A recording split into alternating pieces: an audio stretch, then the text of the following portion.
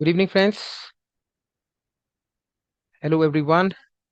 I am Chartered Accountant Manobhav Verma. Will be your one of the chauffeurs for financial management. Some important topics. I hope each and every one of you is doing good and excited for this series of sessions. So I will be taking care of some important topics with you guys of financial management. Your paper 6A will be your cost of capital. That's what we are starting today. And this topic would be holding a lot of relevance with respect to its implication throughout your financial management, especially the topics which I would be taking later during this entire journey. That will be your investment decisions. And towards the end, somewhere in the next month, we will be talking about uh, working capital management. So this would be very important topic, guys. So I'm pretty much sure that you guys are geared up, and I'm pretty sure that you are already in the momentum of preparation. So I can see a lot of energy, a lot of excitement already. A lot of students, Ruturaj, Ashok, Parth, Neelam, just naming few of them, Bhumika, Anmol. Good evening, everyone.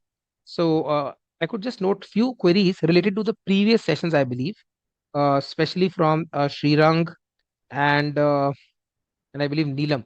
So my request is, guys, for the topics which have been covered in the previous sessions, I would request you to email your queries to fm-inter@ica.in so that they can be taken care of because that would be in context of what was being discussed in those sessions, right? So today we will be starting your cost of capital, but yes, before that, since I know many of you have been joining in the last 1 minute as I speak, so just to quickly introduce myself again, so I'm a chartered accountant and a CPA from US, and I've been into training for almost last 16 years. Have been with a couple of colleges, worked with corporates for more than 10 years, and of course, with ICAI as a visiting faculty for almost last 4 years as well. So I'm pretty much excited for this journey, and I'm sure we will all leverage and sail through this journey together. And I'm looking forward for the interaction and participation as well, which I believe you guys are pretty much good at. So as we progress, I'm pretty sure that you guys won't hesitate to ask your doubts, which I will be looking and taking care of parallelly. So very well. So on the set, we can start now. The topic for the day is cost of capital, as I said. Now, let me hear from the horse's mouth. Let's talk about from your perspective. What do you think? The cost of capital should be from an organization perspective.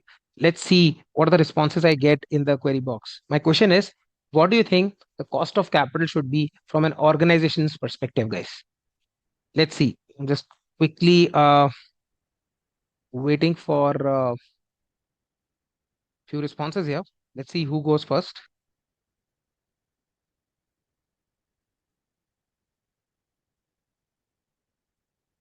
So, what is cost of capital from an organization's perspective? So, I got first response from Mamta. Mamta says it means the cost to raise the money for the company. Okay, very nice. What about others? Okay, now I'm getting few responses. So, it's a K Teja amount which have to be given to the capital providers.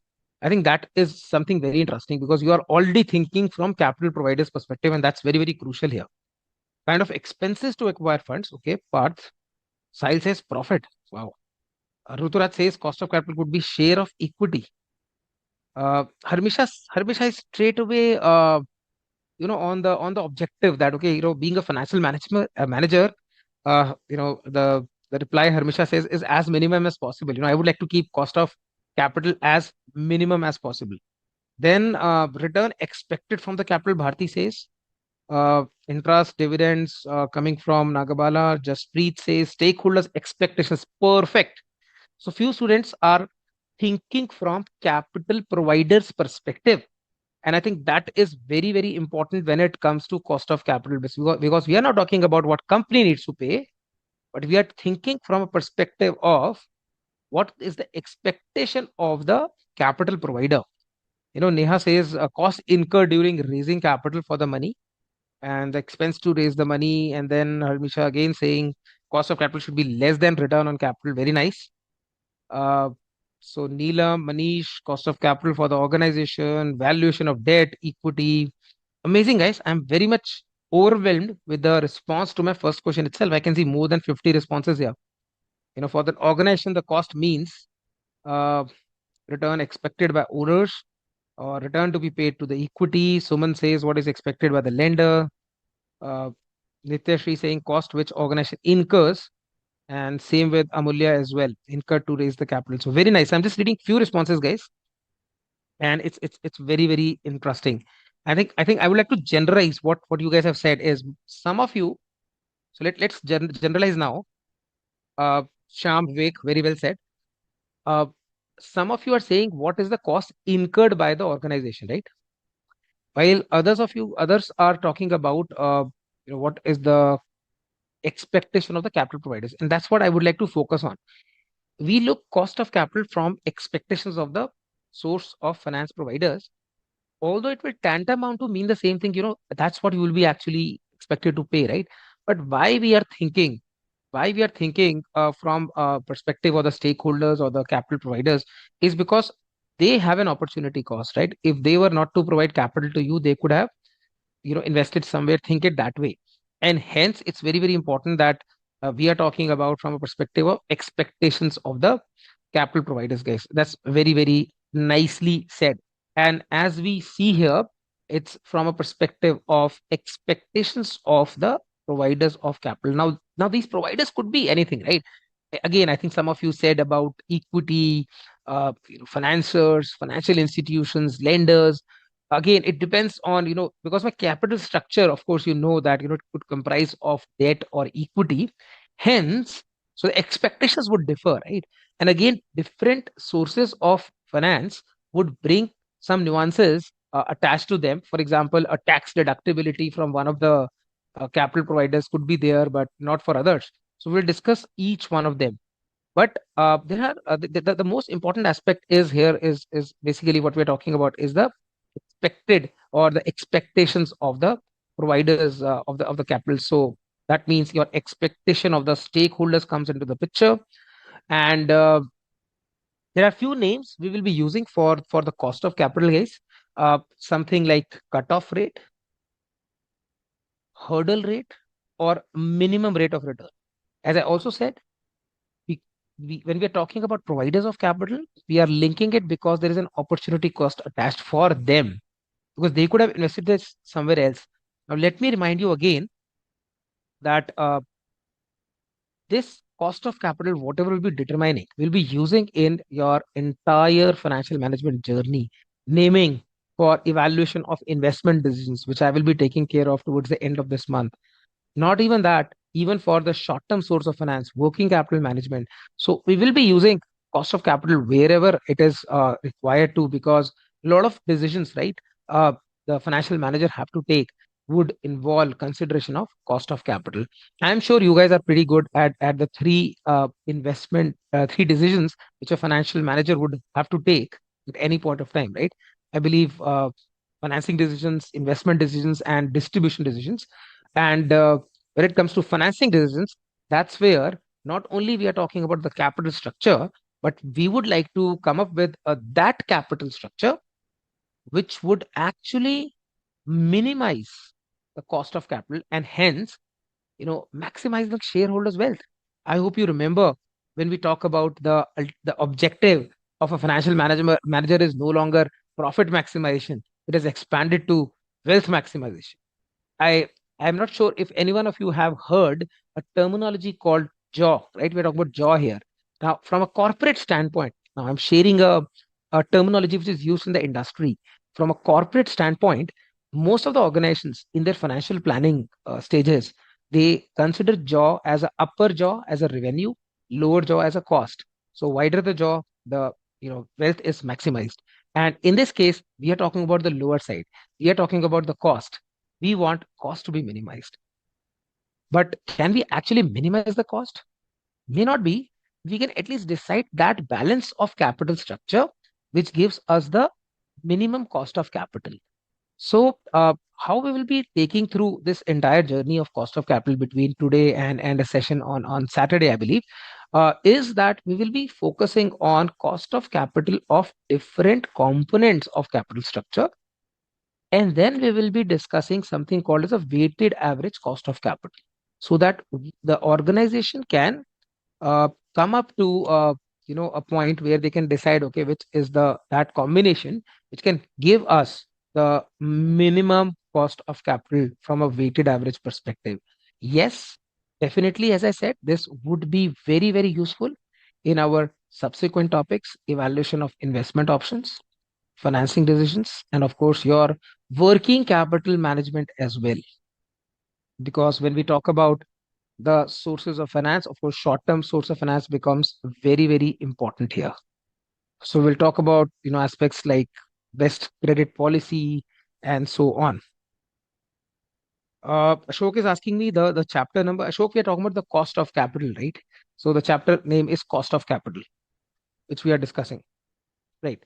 So as I said, the the capital sources or other sources of capital would be equity or debt, but within equity we'll not only be talking about equity shares, but we'll be also talking about equity and retained earnings here, because we all know that the entire earnings the organization earn doesn't get distributed as a dividend. Some are reinvested in the business, so we attribute cost of capital for retained earnings as well. And then we'll talk about the cost of capital for preference shares. We'll talk about cost of debt along with that. And once we know this,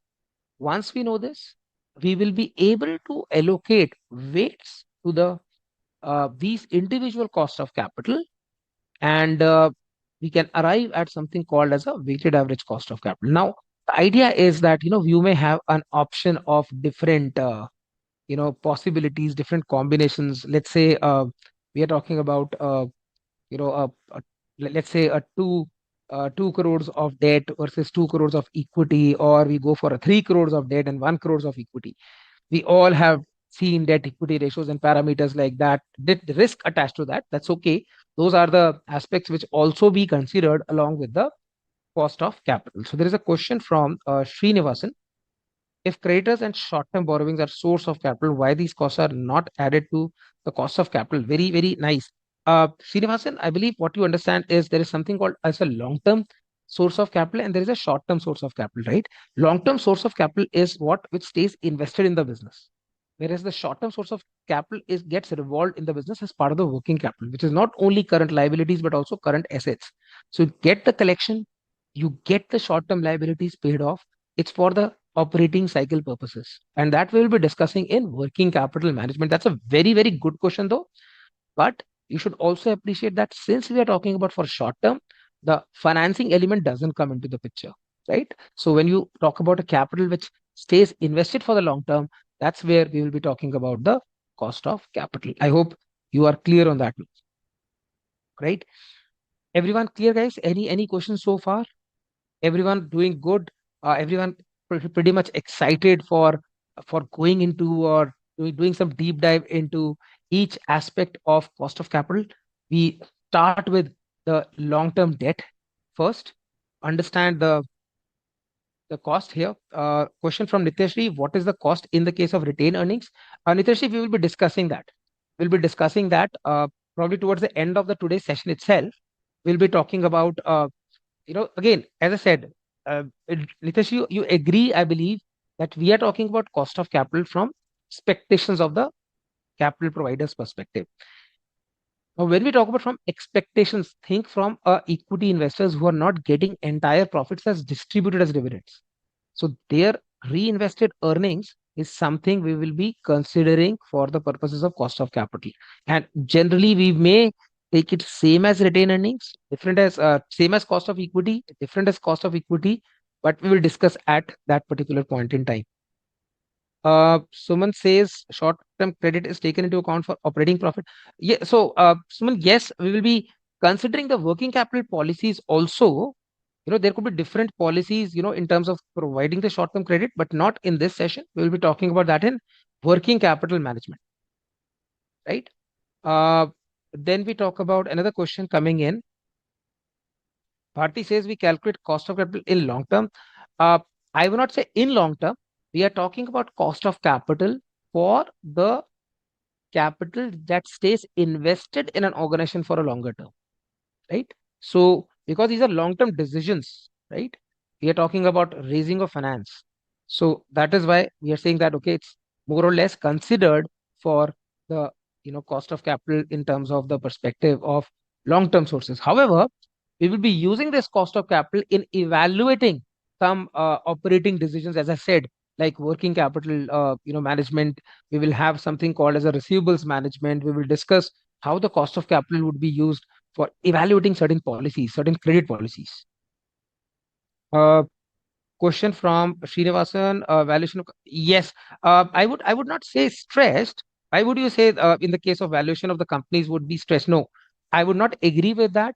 Again, when we talk about valuation, we are talking about valuation depends on majorly two elements, your earnings or free cash flows and cost of capital both. It's not only and only product of the cost of capital. It also talks about your earnings and projected cash flows. So this will definitely be a factor of two parameters. Okay, great, amazing. So we now talk about the long-term debt to start with. Certain elements of the long-term debt, it could be in the form of debentures, bonds, certain terminology which I believe you need to be clear of. So whenever we talk about raising the capital by, let's say, issuing debentures or issuing bonds, internationally we use the term called bonds here. And so we talk about some kind of a agreement, or it's also called as a legal indenture, where there are some basic terms and conditions associated with issue of bonds. Now, what could be the basic terms and conditions? One would be your basic, as in what is my par value, what is the face value or par value, what is the rate of interest, which is stated rate of interest. This is also called as a coupon rate, which is used for interest payment, right? When you're talking about issuing of bonds, issuing of debentures, they will carry some percentage of interest rate, so that will be considered for the same. Maturity period, duration, most of the times we have the fixed duration, although we will also discuss a longer term debentures, or with not so a fixed date of maturity. We'll talk about those as well. A redemption value, very very important. Most of the times we may have a scenario that the debentures or the bonds which are till the maturity, which stay invested, which stay pending, which say liable, as a liability till the maturity, they will be paid off at their face value. But sometimes what happens is, you may have a early redemption, which would mean a different redemption value could be a possibility. But why we are discussing this? That is my question.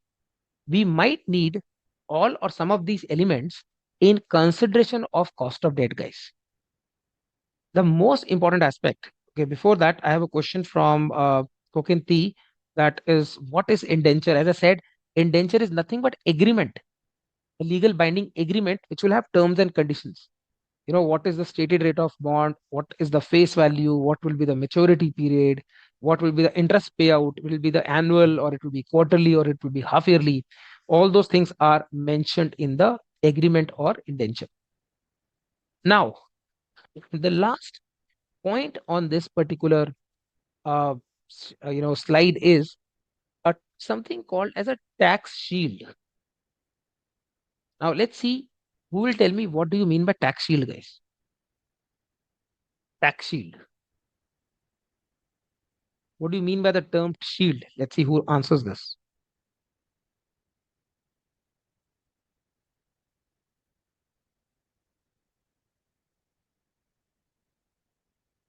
So what is tax shield? Okay, I think getting a unanimous response.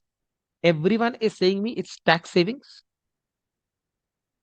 saving for tax. Yes, I think all of you agree with me on this. Saving for tax here. Okay, Harmisha, very nice answer. Harmisha says in some capital we get tax reduction, but in some we don't get. Yes, as of now, Harmisha, we're talking about a source of capital where there will be a tax benefit, right? Hmm. But you are right. When we reach preference shares or equity, we will see the other side as well. Uh, Ruturaj says maybe it's tax savings. Okay, think it that way, guys. Let me just quickly kind of draw a T account P&L here. We may have a revenue. We may have an expenses here. Now, as the expenses increase, your net income will go down, your net profit will go down. And if I talk about interest as an expense, this will also result in a reduction of net income. And as my net income will go down, my tax liability will go down. My tax liability will go down, guys. Right? So, part says interest on borrowings will reduce your profits and therefore you would be paying less taxes. Very, very perfect. Sham says companies required not to pay tax on the interest payment. So, Sham, it's not to pay tax, but yes, it's lesser tax on the reduced income. Because she says interest on debt is considered as expense and shown in P&L. Very nice. And everyone is like, tax. Bhumika says tax benefits. So yes. So basically, what we are trying to say is we can take another example. Let's say my revenue is 1,000. Let's say my COGS is 400. So we have a gross margin of 600. Now, if I talk about SG&A, let's say there are another 300 here. So this is my profit before interest and tax, EBIT. Right? Now, in terms of understanding of the impact of the interest and its tax saving, let's talk about two scenarios here. If my EBIT is 300, if my EBIT is 300 here, I will talk about two scenarios. One in which there is interest and in which there is no interest. Let's say there is no interest here and my tax rate is 30%. So in that case, my tax will be straight away 90. But let's say if there is an interest of 100. So in that case, my profit before tax will become 200 and your tax will become 60. Now, very interestingly, what we need to see here is Gunjan, SGN is selling general and administrative expenses. So what we can see here is there is an interest element of 100 here, but is my cost 100? That's my question to all of you. Because if you see, this interest helped us in reducing my tax from 90 to 60 here. This interest helped to reduce my tax also. So that means the real cost here, cost of interest, can I say it is not in real terms, in absolute amount, it is net of taxes, 100 minus saving of taxes. So actual cost of interest is 70. Do you agree with me, guys? Everyone? Shweta says the company has lesser tax burden. Yes, very nice. Mamta, absolutely correct. So I think very, very good answer, guys. Everyone is on the same page. Everyone understand that, okay, the cost of interest will be net of tax. So I believe each and everyone who is present here is clear on the concept of tax shield now. I believe most of you were already aware of it. Jaspreet says cost is 40. Jaspreet, interest was 100. Saving in tax is 30, 90 to 60. So my cost becomes 70. So we can, in other words, we can say to summarize, we can summarize that the interest cost here will be interest into 1 minus tax. That is what my overall numbers here are. Like my interest was 100, tax was 30%. So the cost is 70. So Grishma did not understand. Grishma, do you agree? Just one thing you need to understand here in this example, and that's why I took it. Do you agree with me, Grishma, that when I charge 100 interest, my taxable income instead of 300 became 200. So that means if I calculate my tax now, it will be 200 into 30%, 60. Whereas the tax without interest was, it was 90. So that means although I'm incurring a cost by paying an interest of 100 here, but I'm saving my taxes also by 30. So net cost is 70 only. Jaspreet, that's absolutely correct now. The only thing is, in the first case, I did not have any interest at all. In the first case, I did not have any interest at all. So that's why we did not consider it. Okay, that's fine, Shweta. Okay. So, so I believe this is pretty much clear to everyone. Anyway, so we'll discuss this with the help of a lot of examples, guys. Don't worry. I think most of you are giving me confirmation here that you guys are clear. So, we'll now discuss. No, don't worry about tax shield. I will keep on explaining you again and again. Don't worry about this. We now progress to understand the cost of long-term debt in two aspects.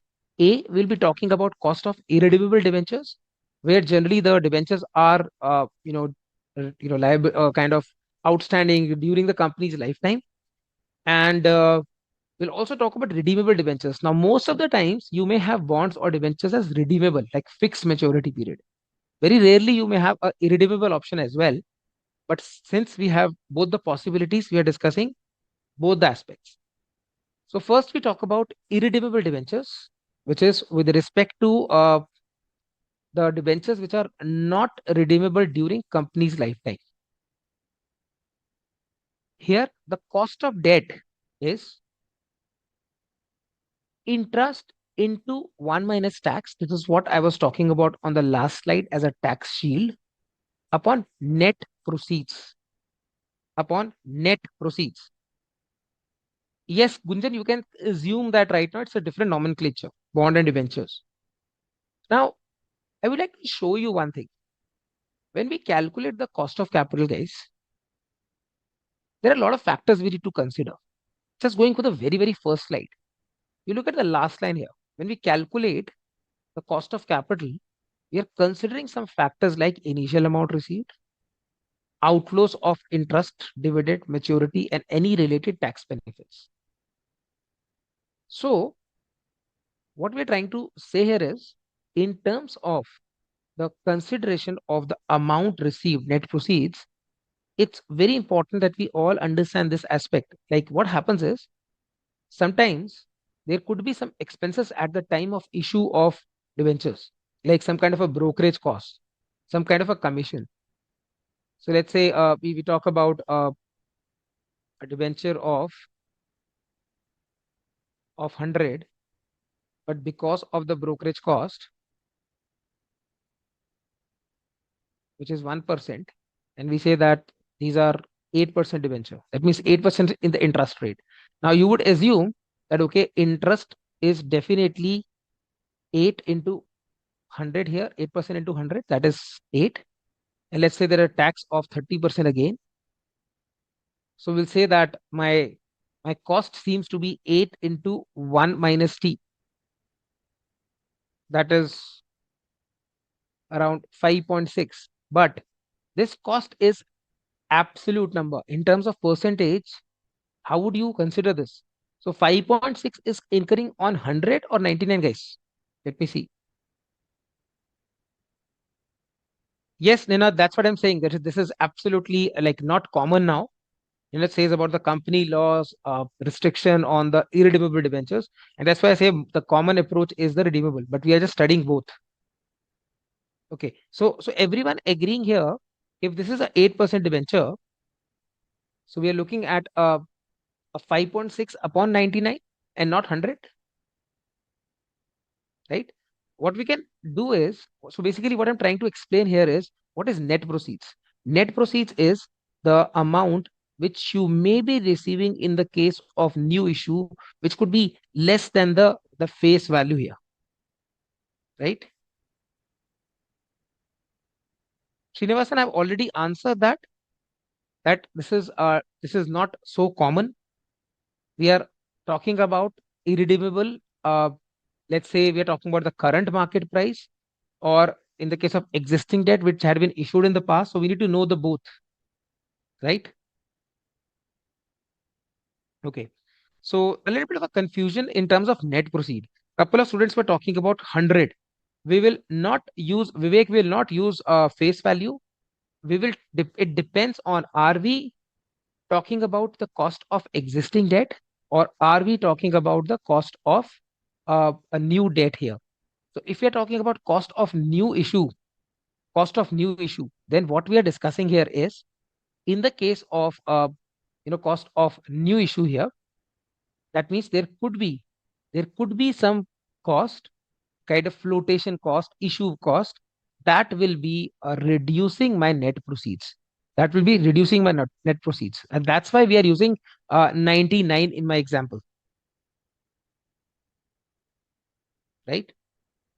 So one more possibility is, let's say we talk about cost of existing debt. In that case, my denominator will be the current market price. In the case of new issue, we will be using the net proceeds. In the case of existing issue, we'll talk about the current market price. Shweta is asking me same question, sir, why have you taken net proceeds as 99? Guys, can I get a confirmation? I think there are three queries. Why 99? I have answered why 99, because you received only 99.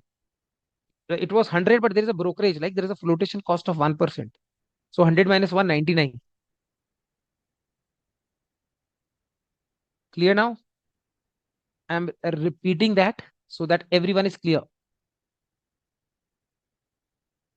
Why we have taken 99? Because the company has actually received 99. Think about guys, think about a simple example. Let's say you're talking about a bank loan. Okay, let's forget this. Let's forget this. Let me ask you one thing. Let's say you go for a bank loan, and bank loan, you are getting a 10 lakhs of bank loan. You're getting a 10 lakhs of bank loan.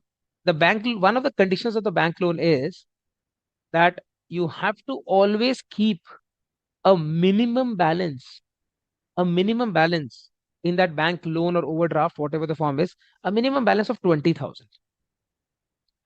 Now, although the bank loan is 10 lakhs, but you may not be using the entire 10 lakhs. You may be using only 9 lakh 80,000. So, whatever the cost you incur is on the amount which the company is able to use. Company is able to use. So, those are the things which are, out of control of the organization, but still they have to do as part of the raising the finance. Similarly, in the case of debentures or any security which is issued, if there are flotation costs, net proceeds will be reduced, so that now the company is not able to utilize the entire 100 for their business. They will be able to use only 99. It makes sense to everyone? Yes, Mercy, absolutely. This is after deducting the charges. Harmisha, very nice. Yes, that was exactly what I was explaining. Uh, okay. Now let's do one thing. Let's do an illustration on your screen right now. So there's an illustration on the right hand side. Let's focus on this and let's see what is the answer for this one.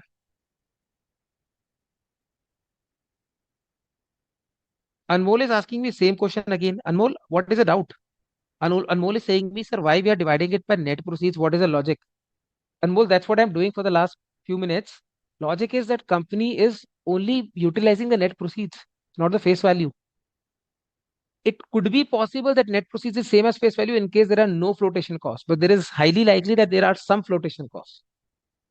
So if there are flotation costs, you will not be able to use the entire proceeds. Try to understand. You are issuing bonds. You are issuing bonds. There are flotation costs. Don't you think that flotation cost will reduce your net proceeds? So your actual cost should be calculated on the net proceeds, now, not on the face value. You will be under a myth if you calculate on face value. Your cost will be low. Just to make ourselves happy, we'll not do that. Okay, so let's take this example, guys.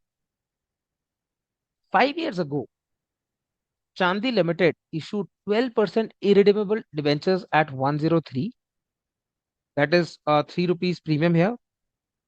Yes, Mamta, very nice. 103 at 3 rupees premium to their par value of 100 rupees. Now the current market price is 95. Now my question is, this is the case of calculating the current cost of debenture capital, but is it for the new debt or existing debt, guys? This illustration here, is it talking about new or existing? What do you think? New or existing? Let's see who answers this. Obviously existing debt, right? Because it's the debentures which are there already issued 5 years ago, and the requirement is current cost of debenture capital. So it's the existing debt. So what happens is, in this case, my interest is how much? 12, right? 12% of 100. Tax saving is 35%. So 12 into 1 minus 0.35, or 12 into 65% you can do straight away, divided by. Now, I will not use net proceeds now. I will use the market price. So we will talk about the market price now. So if I talk about the existing debt example here, what we are discussing here is that since the interest here is 12, tax is 35%. So 12 into 65% is my net interest cost. And we divide that by 95 to get 8.21%. In this case, why I'm not taking net proceeds, because we are not issuing any debt. We're talking about the market value. So that is the thing you need to understand. Existing debt, we use the market price. And in case of the new issue, we talk about the net proceeds. So 8.21%, guys. Very nice. I think everyone gave the correct answer. Partha, Mercy, Kadambari, Karmisha, very nice. So I think there are many students who gave 8.21. I'm just not naming everyone, but I think all of you did a good job here. Now, we talk about redeemable debentures, which is more common approach. Now, this is very, very important. When we talk about redeemable debentures,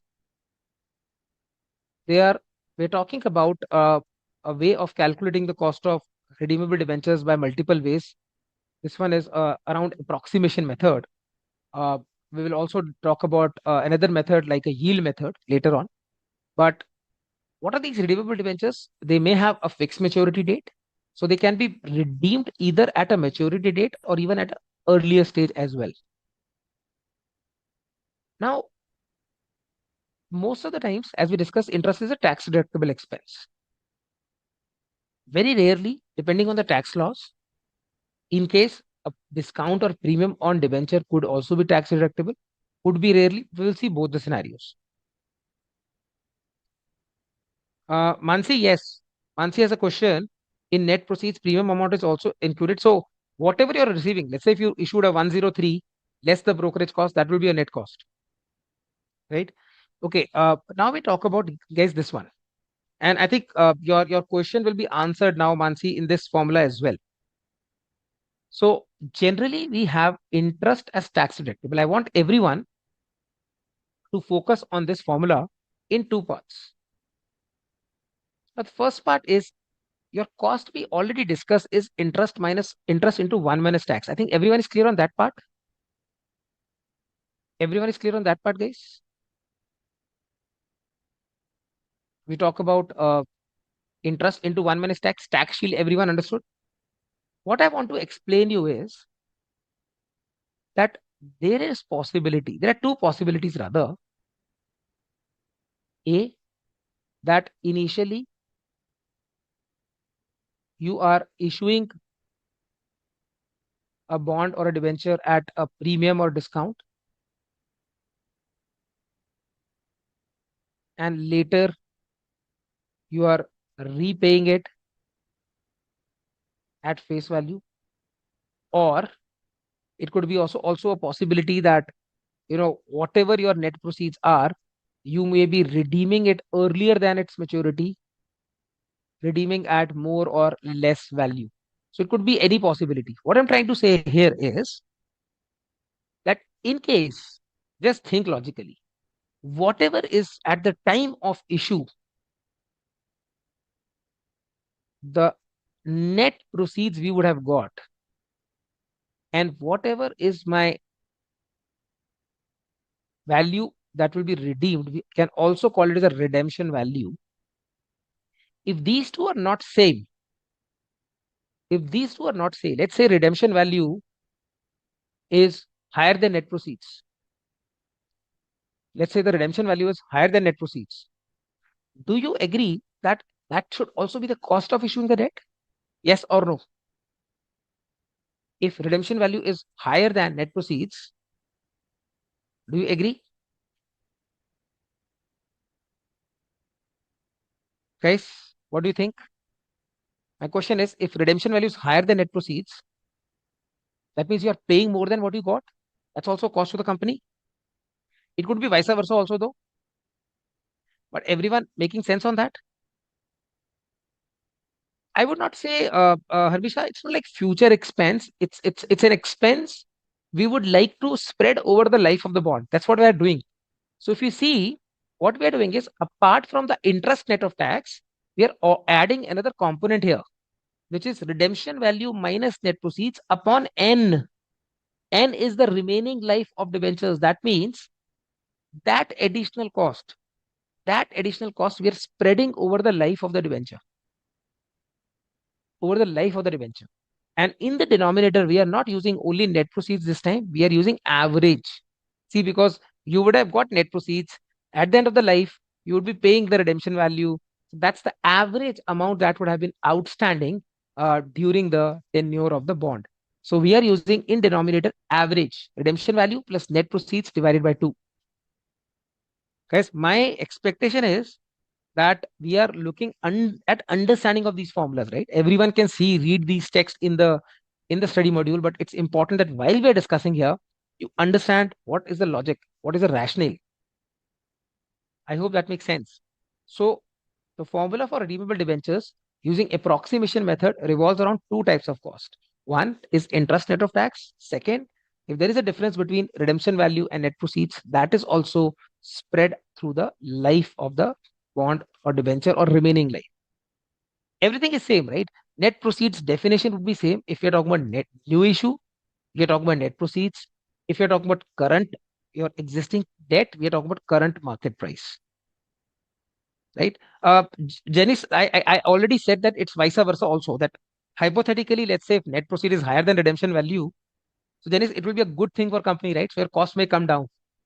It could be possible. I said that vice versa could be true. Very nice. When initially paid premium, why would public expect repayment at a face value? Okay, Mercy has a very interesting question. Initially, public paid premium. Why would the public accept repayment? Mercy, for understanding that, you guys need to know one factor behind why a particular debenture or bond is issued at a discount or premium. I can explain that in a minute. We studied some parameters which mentioned in the initial section where we're talking about overall aspects that needs to be considered for issuing the bonds in the indenture. For example, interest rate, coupon rate. Now, if you understand why a particular debenture is issued at premium or discount, then you will understand my point. Let's say you are issuing 8% debentures. In the market, the rate is 10%. The rate is 10%. Mamta and there are few students. Guys, please hold on for the illustration. We are yet to go to the illustration right now. I'm answering to the question which was raised by Mercy, that why we are talking about face value at the maturity. So first we try to understand that why we are issuing a premium or discount. Let's say the stated rate of interest is 8%, but in the market, similar bonds, similar debentures of another company is paying interest rate of 10%. So why the investor will come to you? Investor may come to you if you offer some discount. You know, you may issue a bond or a debenture at a discount. Vice versa can also be there. Let's say market rate of interest is 10%, or let's say market rate is 6%, and you are issuing debentures with the interest rate of 8%. Everyone will come to you. Every investor would want your debentures, right? But you may not be interested in raising so much debt, and that's why we charge a premium then. So the premium or discount is because of the differences in the market rate and your stated rate of interest. But when the bond is, redeemed at the maturity, at that time we always pay the face value. But if the bond could be paid at the, before the maturity date, it could be at the market value as well. Yes, Anmol, very nice. Aman, I hope that makes things clear, right? You said you did not understand, but I hope this is clear now. Okay, Mercy, I hope the point is clear now. Okay, so let's look at the illustration now. I think some of the students were pretty much excited, already gave me the answer for this illustration, but let us go through this illustration together. So, a company issued 10,000 10% debentures of rupees 100 each at par on 1st April 2012 to be matured on 1st April 2022. So, we are looking at 10 years life. The company wants to know the cost of existing debt, mind you, not new, existing debt on 1/4/2017. Now, when the market price of the debenture is 80, so that means this is a case where we are talking about a current market price of 80, but we are redeeming it for 100. So that means there is a loss of 20 here. So if you look at our formula, one element is, one element here is, if you can see, uh, the interest 10 into 1 minus tax. We have already discussed the tax shield. So the interest element will be 6.5. And since there is a difference between the redemption value and the net proceeds of 20, that is spread over the remaining life, or what? We are talking about a remaining life, existing debt. We are talking about 2017 right now. We have to look towards 2022, 5 years to go. 5 years. In the case of existing debt, N is 5 years. We are talking about the remaining life. So that 20 difference is divided by 5. That 4 is also added to the cost.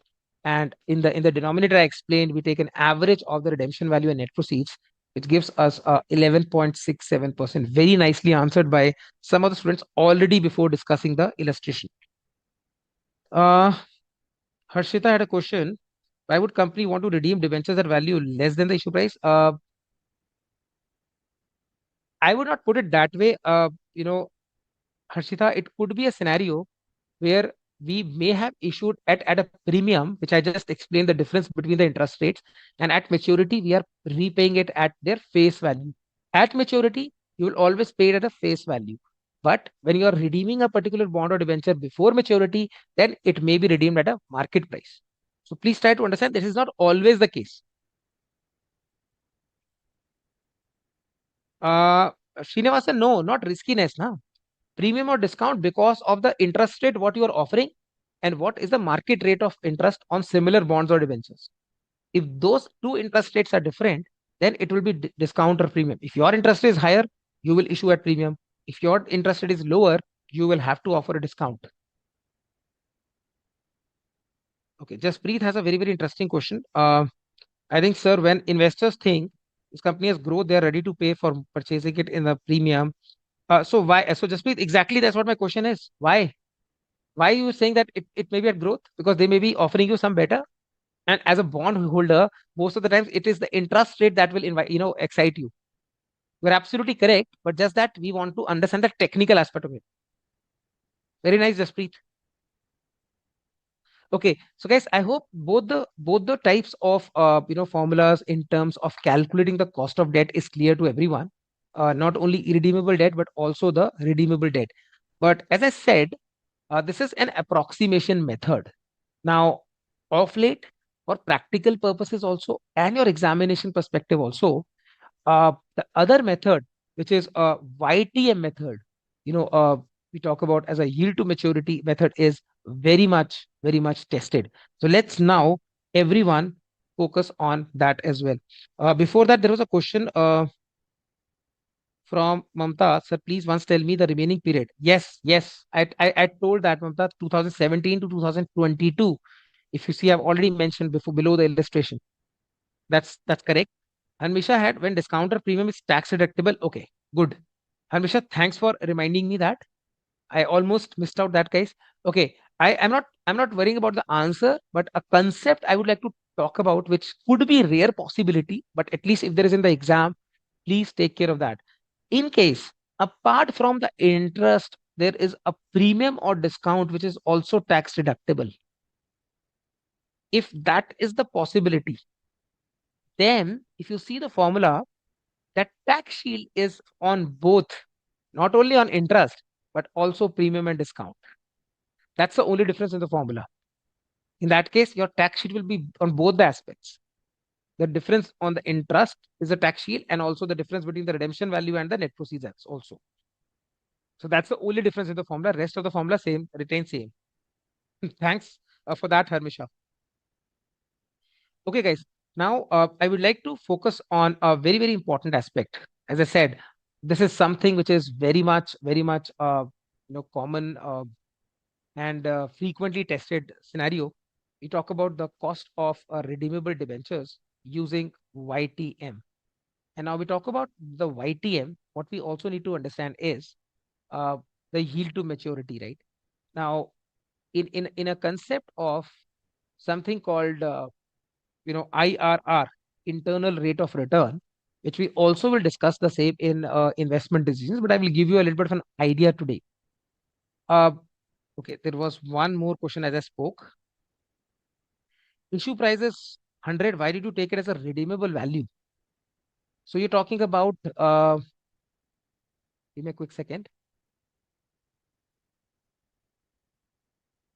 Issue price is 100. Why did you take it redeemable value? So we are talking about two things, guys. We're talking about in the case of existing debt. This was the case of existing debt, Saipa. Existing debt. So we were taking a existing debt and we are comparing with the case of a redemption value and the market value. So we did not even talk about the net proceeds in this case. Okay. Uh, Question from Ankur: when debentures are redeemed before the maturity, then remaining life becomes okay. No, Ankur, before maturity, so you need to know which year. Which year? If they redeem which in a particular year, that will be our decision factor of the remaining life. Okay, guys. Now let's understand what is a yield to maturity. What is the yield to maturity? What do we understand by this? So yield to maturity is nothing but a kind of annual return on the investment, uh, as the name suggests. You know, yield to maturity means whatever return yield you are getting from an investment till its maturity date. Make sense to everyone? Please focus on the definition. A yield to maturity. It's, in other terms, it is that rate, which is also called as the internal rate of return, at which the current price of a debt equals to the present value of all cash flows. Let me give you a very, very interesting example for this internal rate of return or yield to maturity. Let me give you a very, very basic example. Let's take an example. Let's say a customer wants to purchase an iPhone. Customer wants to make a purchase of an iPhone. Let's say the customer has two choices. Either you pay rupees 1 lakh today, or you talk about, let's say, rupees 23,000 per annum for 5 years.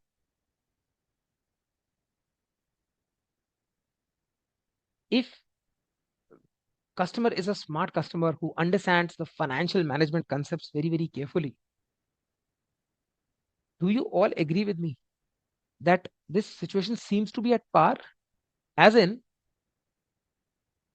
which is very, very logical, that if I'm looking at a customer who is standing here today outside the shop, either he or she has to pay 1 lakh today itself, or he's or she is paying 23,000 every year into 5 years. So it seems like 115, 1,15,000. Anyone could understand, okay, this seems to be a scenario that that the company is charging some interest on the EMIs, or not EMIs. It's like it's a case of a annual payments, but you can think of EMIs also, right? But I'm just taking a very simple example. Okay, and Nilesh has a very interesting advice. Nilesh says, skip the phone and start investing.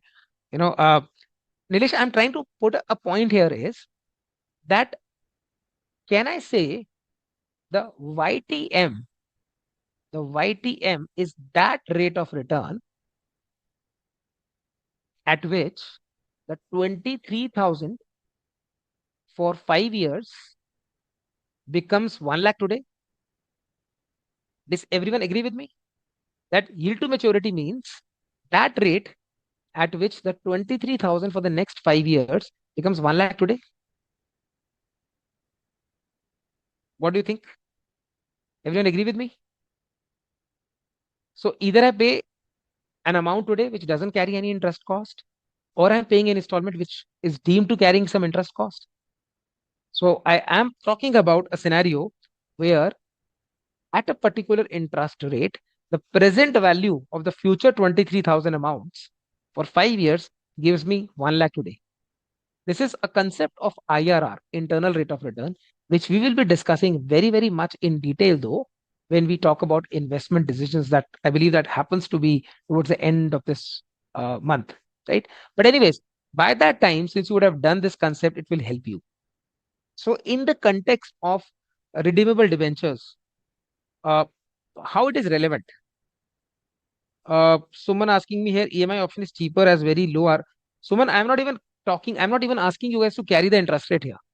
I'm not even talking about carrying calculating the interest rate. Don't worry about the interest rate, whatever it comes out. I'm just talking about a concept. We are discussing a concept here, nothing else. Srinivasan say that is the cost of the capital for the company. Not cost of the capital, but yes, cost of the debt, right? That's Harmisha. Srinivasan, obviously that is something which is more from an expectations perspective. And Misha says, but if you're going for a EMI, don't we get opportunity cost option? Okay, that you have to decide. Amisha, that you have to decide. That means, do you want to, if you have funds, but you want to invest somewhere and you want to still go for EMI, that's your individual call. So let's not go there. So let's come back. How it is relevant for us? How this is relevant for us for issuing bond? Now, as I said, YTM is the annual return on investment from the current date till maturity date. Or we can say that it's a IRR at which the current price of a debt is equal to the present value of the cash flows. So in this case, what we are talking about here is, Gunjan, no, inflation is definitely a part of the interest rate, but it's not the interest rate itself. Okay. So what are the factors we need to consider? We talk about cash flows. Think of a life of a debenture, guys. Think of life of a debenture. What are the cash flows associated with the debenture? Initially, the company's issue, there is a net proceeds. In the case of a new issue, if there is not a new issue, if you have to go and buy from the market, it could be a current market price. And then throughout the tenure of or remaining tenure of the debenture, there is an interest, which will also give you some tax savings. So interest net of tax. And at the end of the life of the debenture, there is a redemption value. So that means if we know these cash flows, if we know these cash flows, what we need to do is we have to just calculate an IRR, internal rate of return, that is a rate at which we have to calculate, guys, a rate at which the present value of the future cash flows is equal to the current price. That is what we need to calculate here. And we need to understand some steps for the same. First, of course, the first step is itself to know my cash flows, to know the numbers, identify the cash flows here, identify the cash flows. And when we know the cash flows, we will calculate two net present values. I'm not sure if you guys are aware at this stage of what is net present values. Net present value is nothing but present value of cash inflow minus present value of cash outflow. I believe you guys understand that aspect. So we will talk about calculation of NPVs using two discount rates. Now, what are the two discount rates? We don't know anything. I humbly request everyone to be paying attention very much in the next 5 to 10 minutes. This is a very, very important discussion. We are talking about a YTM. We are talking about calculation of a rate for which we have to calculate net present values using two random rates. Random rates. But let me tell you a requirement here. We need, the requirement is, which we need to understand here, we would need two net present values. One should be positive and one should be negative for calculating the IRR. So we are talking about two NPVs here. Now, there is a question for everyone here. Uh, if I talk about discounting my cash flows, if I talk about discounting my cash flows, let's say with 8%, and I get a positive NPV, positive net present value. For reducing my net present value, should I use the second rate as higher or lower? Should I use the second rate as higher or lower?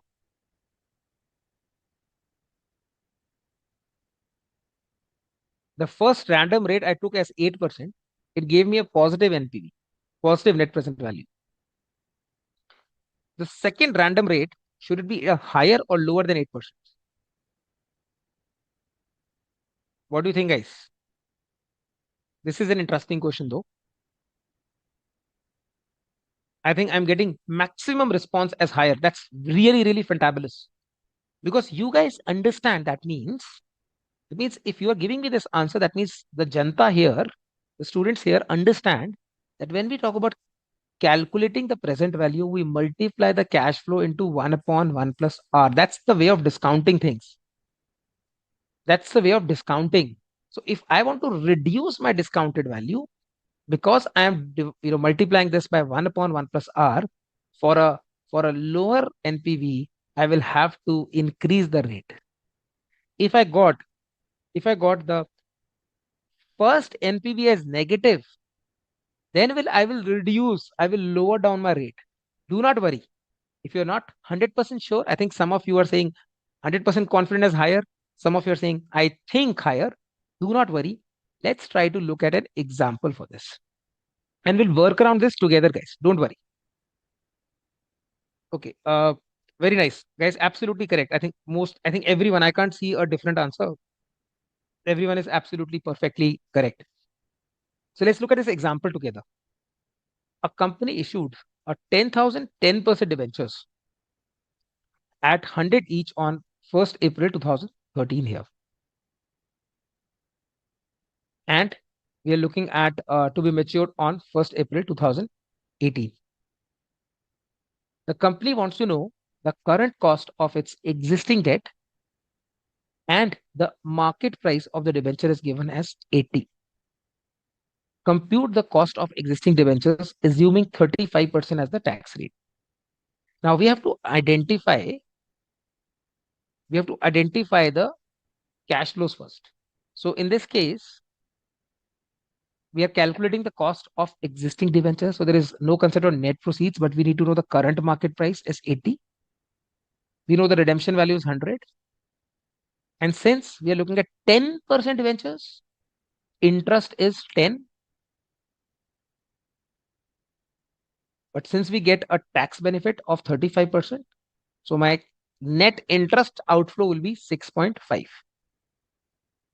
Now we have to calculate the NPV at two different rates. For this purposes, let me take you to an Excel file where we can see the calculations together, guys.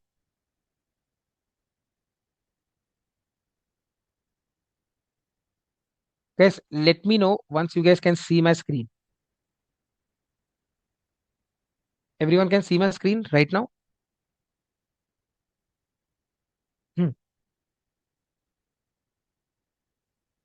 So what I'm doing here is we're talking about cash flows. Initially, we're talking about a cash flow of 80. That is your existing. And then we're talking about interest and redemption value. So these are my cash flows in yellow, you can see. We are taking the first discounting rate as random of 10%. 10% as a random rate we have taken. Now, I think some people are saying to zoom the screen. Let me zoom a little bit. I think it's quite zoomed in now. I hope it is clear. So the first random rate I'm taking is 10%. So for the initial cash flow, the discounting factor remains 1. But for years 1 to 5, we are talking about a 3.791. 3.791, guys. Everyone okay here? Everyone okay? How to calculate discounting factor? Okay. So the discounting factor calculation, guys, obviously it depends on various things. One is, of course, you're talking about using the annuity table, or the discounting factor would be given to you. That is one. But in case it is not given, or you want to do some kind of a cross checking, what do we do then? In that case, how do you calculate the discounting factor? Okay, so let me talk about this. If you talk about a simple calculator, guys, a simple calculator in which you can do a 1 divided by 1.10, 1 divided by 1.10. If you use a simple calculator, it will give you a 0.909. Then that's a discounting factor for the first year. And when you get this number 0.909, there is a section of kind of M plus, right, where you can add on these factors. So you can press an M plus, then you can press equal to, it will give you the second year's discounting factor. You can again press M plus, and you can do this exercise for 5 times. So you can use a simple calculator also to get 3.791. But of course, you don't worry about that. It is just in case of a contingency you need to know. I hope this makes sense to all of you. So what is my NPV, guys? Why is NPV here? Okay, Hitashi says, why is the interest and redemption, it shows a negative in cash flow column? Hiteshi, I think you know the answer, right? We're talking about initially what is the inflow and what will be the outflow in the later years, right? That's what we are doing. Now, at 10% rate, my NPV is 6.74. So let me show you. I am highlighting that in a blue color right now. So we are looking at a 6 minus 6.74. And I guess you guys were rightly saying that if my first NPV is a negative here, a negative here, present value as a negative, what do we do then? What do we do then? Any idea, guys? So the point here is, many students are asking me about that. We are talking about this scenario where we are calculating an IRR, in which case I am taking an interest and the principal as a minus 6.74. Now what happens is, since this is not the right approach in for calculating the IRR. Now listen to me very, very carefully, guys.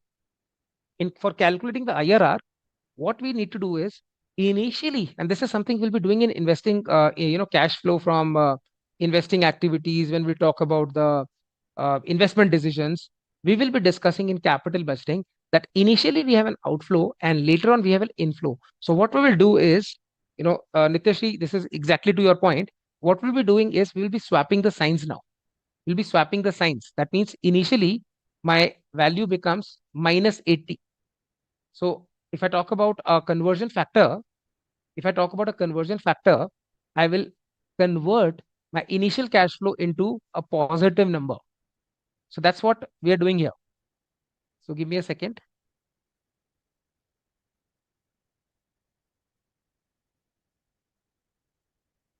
Let me show you my screen.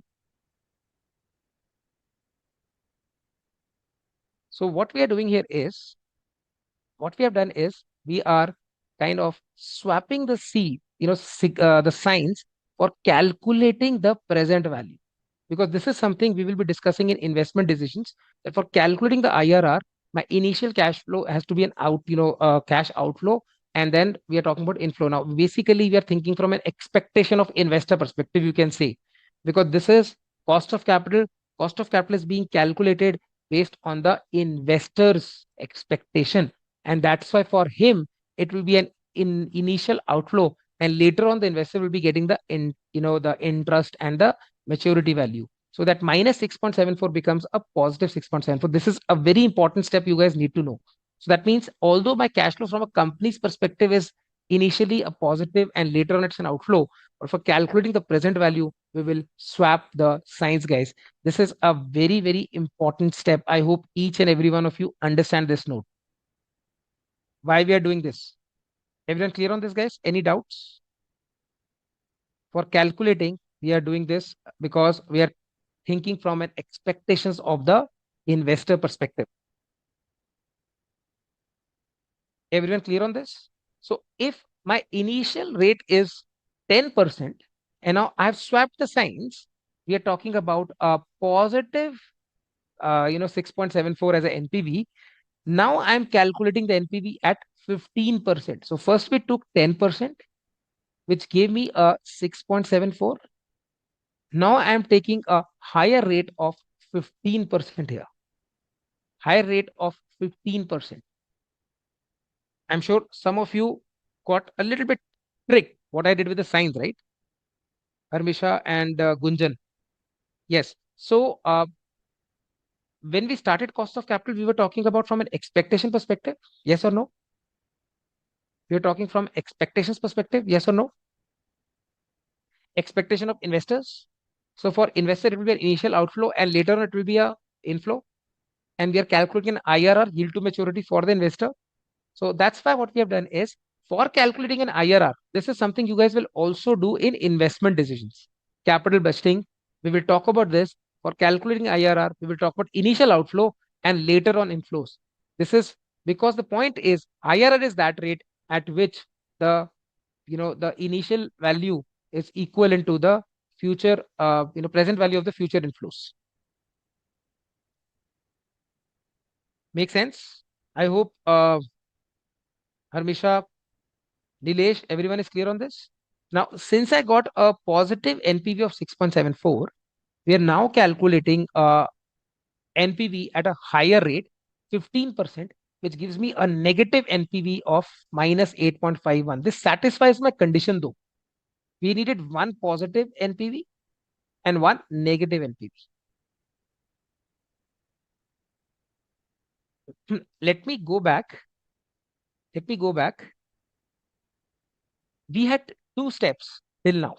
One is identification of net relevant cash flows, and step two is calculation of NPVs at two discount rates. We can mention here that you can swap the signs for making it the initial amount as an negative or an outflow. So that's an important step here. Mamta has a question very interesting. Sir, how did you take 15? You could have taken something else also. Mamta, absolutely correct. I could have taken 13 or 14 also.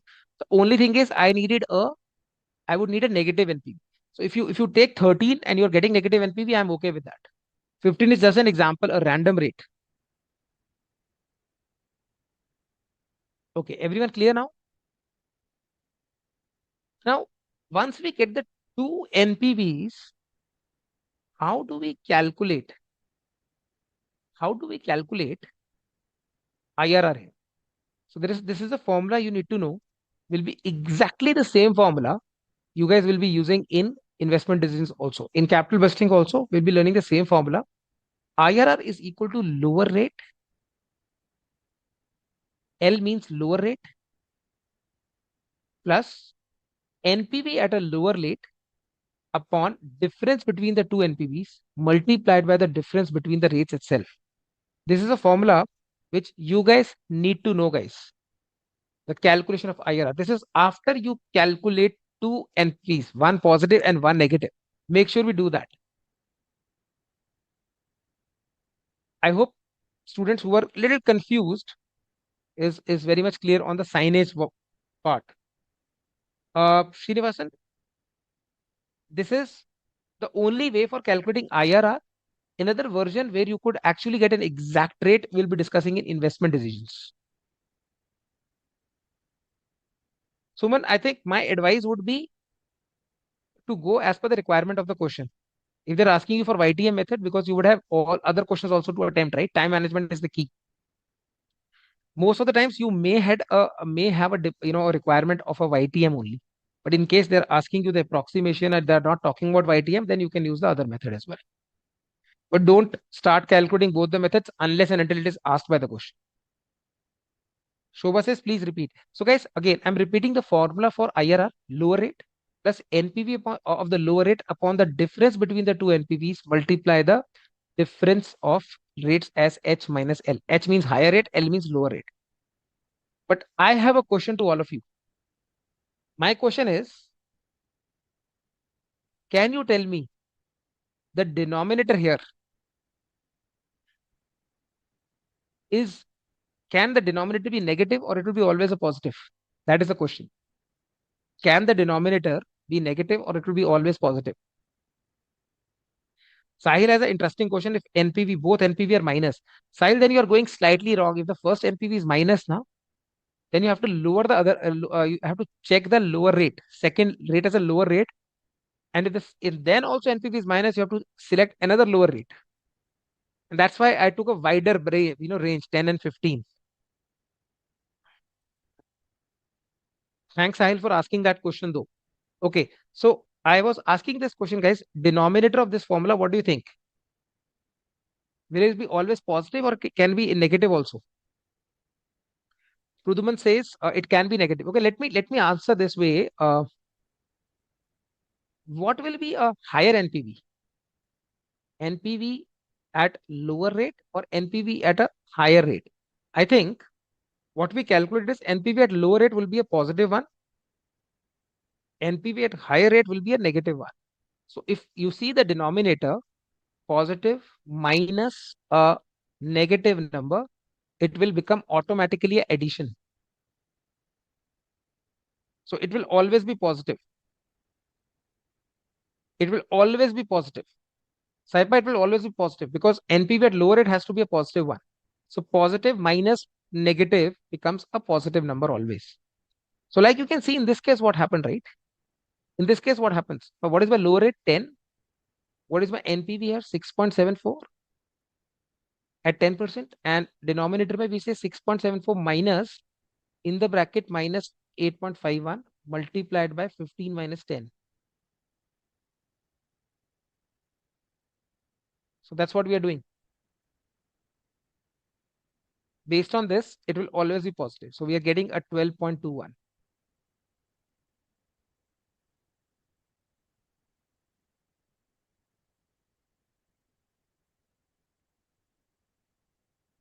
Very nice. Okay, Mamta says I'm confused. Are the rates? Mamta, that is what I'm answering. That your first rate could be random. I'm repeating this for everyone, guys. Your first rate could be a random rate. If your first rate gives you a positive NPV, you can select a higher rate like we did now, 15%. If your first rate gives you a negative, choose a lower rate. And depending on how much positive or how much negative, like for example, I got a 6.74. Someone, Mamta asked me why 15%. Mamta, I could have taken 13%. And if 13% could have given me a negative number, I'm fine. But Mamta, what if you take next rate as 11% and that still gives you positive NPV? Then I'm forced to select another rate because I have to select two rates, one positive and one negative NPV.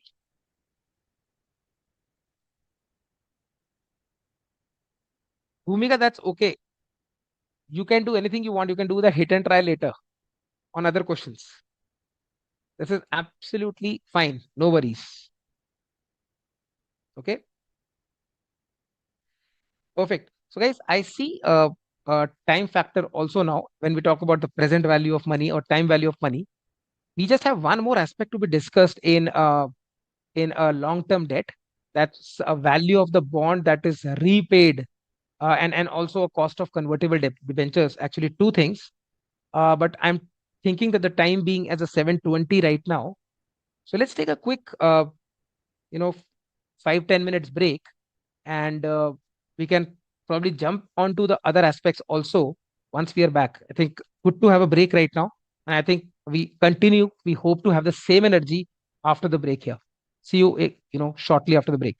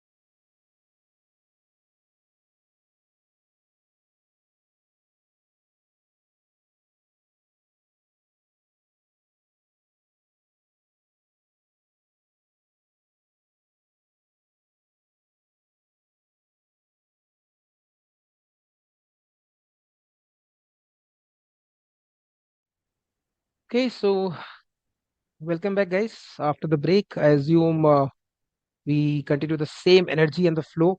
I think before the break, I caught three or four queries which I believe I should address before we move ahead. One was why calculate negative NPV, Mr. Vivek? We are talking about one positive and negative NPV because we are talking about the IRR calculation. IRR is that rate which gives us the rate or the current value.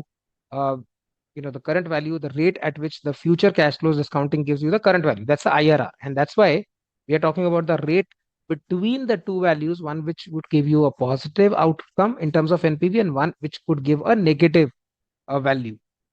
Question was also asked by Partha. I'm confused about the sign you have changed. Parth, that was a simple answer. Sign is changed because we're thinking from investor perspective now. And this you will also appreciate and understand when we reach investment decisions in capital budgeting. For calculating IRR, we are talking about their yield or the rate at which the future returns equals to the current cost. So current is outflow. So initial is outflow, later on it's inflow. So we are swapping, like we're thinking from an investor perspective now. Uh, that is one. Srinivasan was saying here the cost of debt is IRR. Yeah, because that's the YTM, na, yield to maturity method. Cost of debt is IRR. That's what the point is. Mamta says one should be positive and other should be negative. Yes, but if you're giving, so I think you said that you are calculating using 12%, Mamta. I just double checked. 12%, I am getting a positive NPV. You can check that later on. And I don't think 12% could be anyways giving you a positive NPV, negative NPV because your answer is 12.2. If you're some points here and there, that's okay. So just check your calculation, please. Srinivasan says in the previous example, cost of debt is less than IRR. No, we are talking about cost of debt is IRR. We are talking about yield to maturity, right? In the yield to maturity, what exactly we are discussing? Yield to maturity is the basically nothing but the internal rate at which the current price of a debt is equal to the present value. That's the cost of debt. So I'm putting it that it is IRR is equal to the cost of debt in this case. Okay, so let's move ahead now, guys. We need to talk about one thing.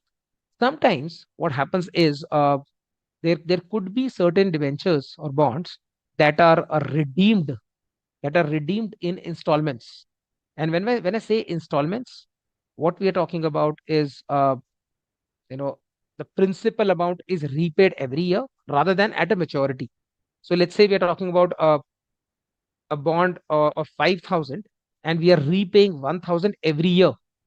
5,000 principal amount, we are repaying 1,000 every year. So how can we calculate the present value? How can we calculate the present value of such a bond? And why we are calculating the present value also? That is also very important to understand. See, it's important that when we're talking about cost of long-term debt, and there can be a scenario where where there is a bond which is repaid in installments, we are also discussing from a perspective of what could be the issue price of such a bond, what could be the current price of such a bond, right? So let's take an example of this. If you guys can, see my screen right now. So what we're talking about here is uh, a redeemable or a bond which is redeemable in installments, repaid in installments. In this case, my outstanding principal will keep on reducing, right? So a simple case is if you're talking about a reducing installments or reducing principal because of the yearly payment, that means when I'm calculating the present value of the cash flows, every year we are talking about a 1,000 outflow here, apart from the interest. So let's understand this concept with the help of an example here. We are talking about M&M is proposing to sell a 5-year bond of 5,000. What is 5-year? Maturity rate.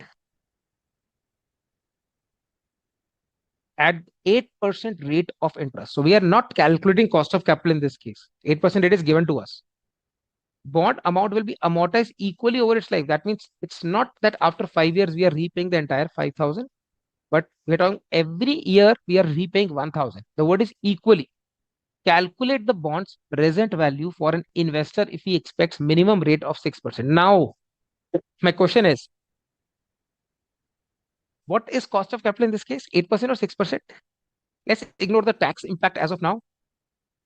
Let's ignore the tax impact as of now, please.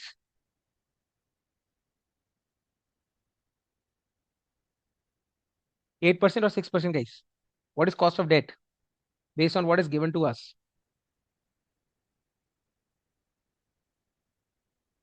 Question to everyone. You guys started the class by stating that when we talk about the cost of capital, it is from expectations of investor perspective. Think it from that perspective. We are saying what would be the bond's present value if you are expecting a minimum rate of 6%, minimum rate. So that 6% minimum would be opportunity cost for the investor. I'm getting some people are saying 8%, some people are saying 6%. 8% is a coupon rate, right? But we are saying expectation is 6% minimum. So cost of capital could be 6% or more in this case. However, the requirement is not to calculate cost of capital. Requirement is to calculate the value of the bond in this case. What would be the value of the bond? Now, for that, I need to identify the cash flows at initial stage. Let's do that together. Do you guys agree that since 1000 has to be paid every period, that would be my one fixed outflow here? This outflow is fixed principal amount of 1000 every year. Now, since 8% is my coupon rate, every year's interest will become reduced by the amount repaid. Like, for example, first year's interest will be entire 400. Since I've paid 1000, my second year interest will be on 4000. The interest will become 320. And same in the third year. So my interest goes on reducing here because we are repaying the principal. So right now we are ignoring the tax element here. So my total outflow of principal and interest is 1400, 1320, and so on. Because every year's interest is getting reduced. Vivek had a question, why we calculate negative? Why calculate negative cannot gets IRR between the two positive rate? No, Vivek, because this is mathematics, right? This is something which is very, very logical, that if you're talking about a positive rate, you understand about what do you mean by positive rate, right? So and the definition of IRR you are missing. IRR is that rate at which the present value of the future cash flows is the current value. So that means, in other words, I think one of the things which you guys are missing, those of you are asking me this question and again, IRR is the rate at which NPV has to be zero, right? Let me go back for this. Some people are still confused why we are calculating IRR. IRR is the rate where the NPV is zero. This is something we'll be discussing in investment decisions. That means one rate has to be positive, other has to be negative, and it will somewhere lie between the two, guys. I hope this is sorted for everyone now. I'm getting multiple questions for this. I hope this is clear. I think you forgot this point. IRR definition, do not forget. IRR is that rate at which NPV is zero. And that's why we are talking about two NPVs, one positive, one negative. In the middle, NPV will be zero. Okay, perfect. So coming back on my this my example, guys. Everyone clear on the outflows part? Interest element gets reduced. The most important aspect is that you have to calculate the present value at 6%. What is the expectation of the stakeholder, not 8%? 8% is my coupon rate. We are discounting with the expected rate of return, with the expectations, with the opportunity cost of 6%. That gives me the present value, which is 5262.55. At 6%, the present, don't you think,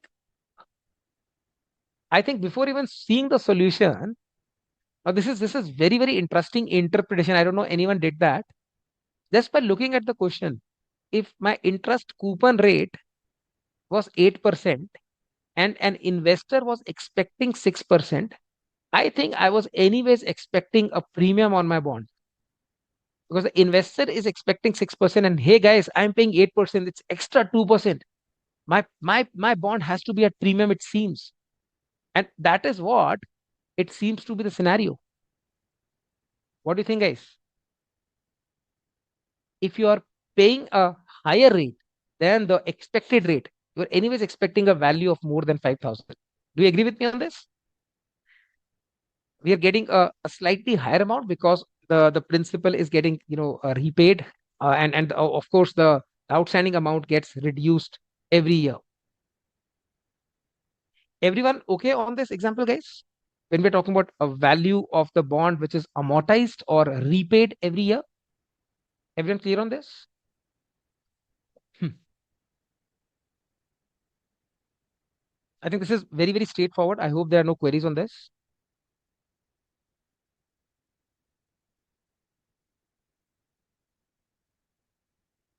Very nice. Last part, and I think we should move ahead. Last part of the debt is something called as a cost of convertible debentures, guys. Now, what do we mean by convertible debentures? Convertible debentures, basically, where we are looking at debenture holders, bond holders have option to either get debentures redeemed into cash or get converted into certain number of shares. Now, the cost here is very, very similar to the redeemable debentures. Thank God. Redeemable debentures, what we discussed using approximation method, that formula will be similar.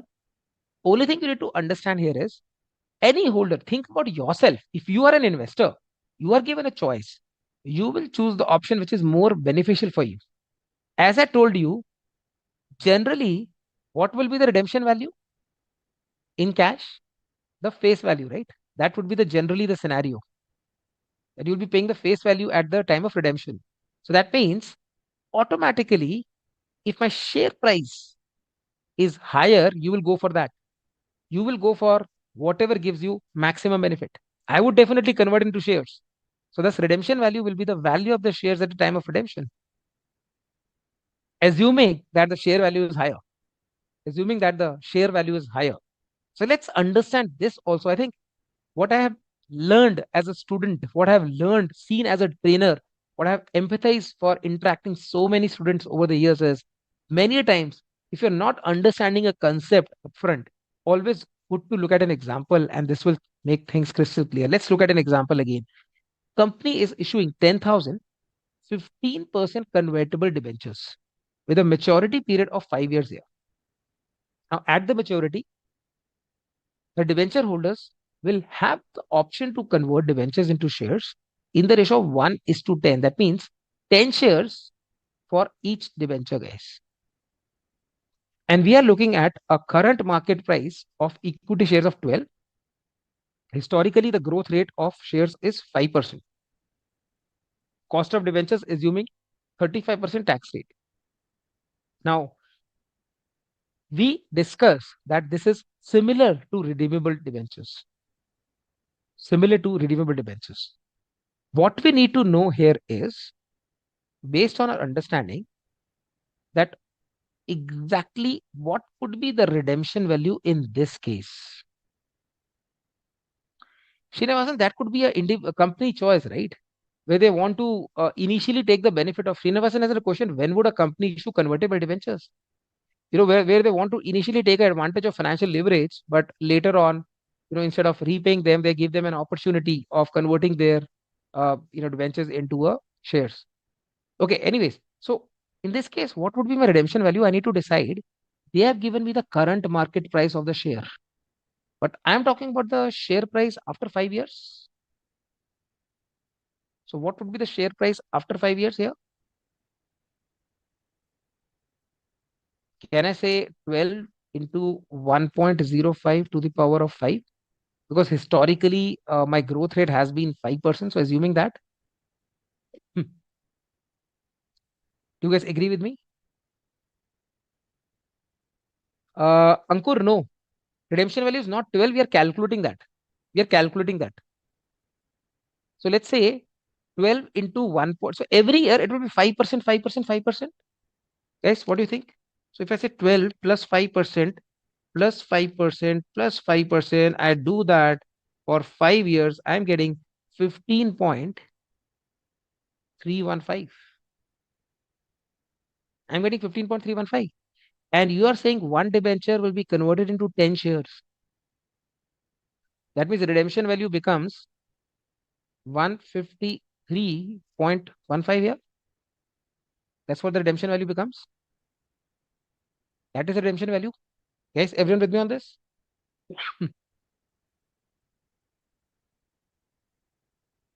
So once we know the redemption value, once we know the redemption value, then we can put the same into the same formula. Old formula we know. I into 1 minus T, redemption value minus net proceeds over the number of years upon average rate. So my interest is 15%. That is 15. Tax rate is given as 35%. So 15 into 65% is net of tax. And then the redemption value minus the maturity, that is this 53.1 is also, this 53.1 is also a cost for me, which is spread over 5 years. So which is giving me 16% here. 16% cost of debt. I think we have discussed significantly, we have spent good enough time on cost of debentures itself. But I hope that's the worth of it because so many of you got a clarity here. I'm pretty sure everyone is doing good in terms of your understanding of the concepts. Everyone clear, guys, on the calculation front? The same formula we have already discussed.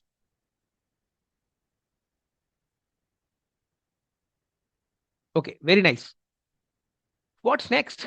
We discussed when we started that we would look at cost of individual components of capital structure. Then we will discuss weighted average cost. So let's do one thing.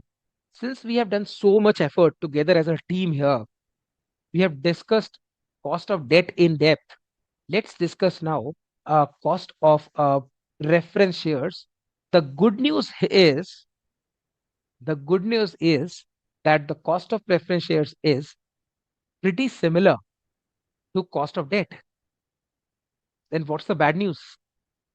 Can anyone tell me what's the bad news here?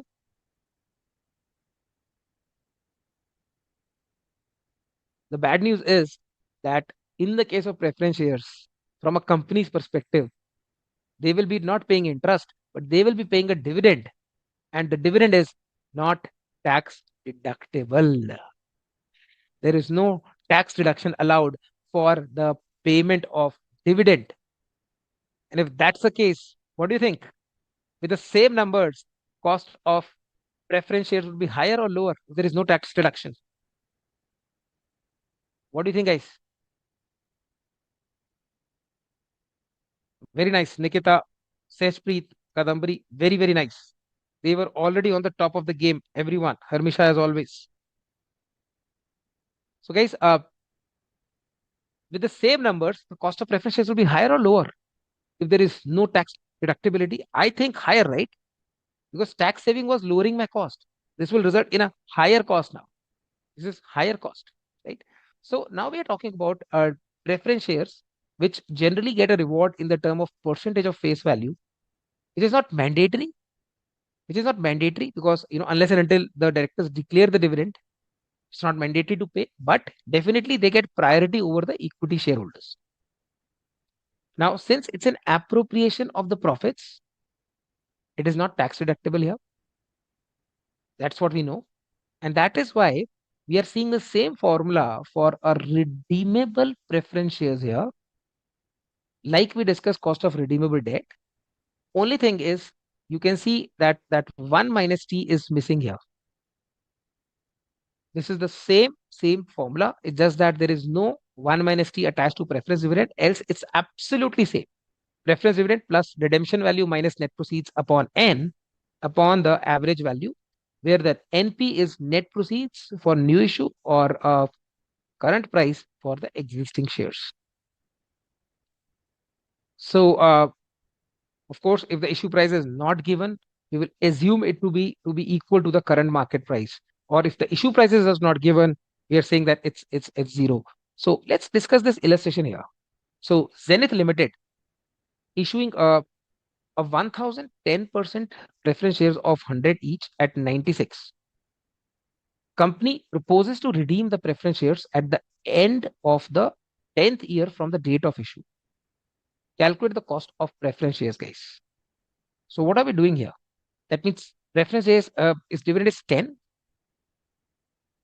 So we are talking about 10 plus 100 minus 96. Let's get divided by 10 here. And the whole we are talking about as an average value of 100 plus 96 upon 2. That's 98. So we are getting a 10.61 percentage. Very nice. Ankur, Bhumika, Suman, absolutely correct. So I think this proves that the efforts we spent in the first half an hour, efforts we spent the first half an hour, or in fact first 1 hour, is now yielding a positive results because we know the logic behind the formulas. We understood the concept. It's just that the difference between the cost of debt versus the preference shares is the tax deductibility. Same thing, you guys. Gunjan says, but preference shares can't be issued at discounted price. That's okay. There could be flotation cost. There could be flotation cost. I know, Gunjan, you are talking about why because of the protection of the equity or the capital, right? There could be flotation cost, or if the question gives you, they're issued at a lesser price, you can't challenge the question. Don't mix the company knowledge here with the financial management concepts.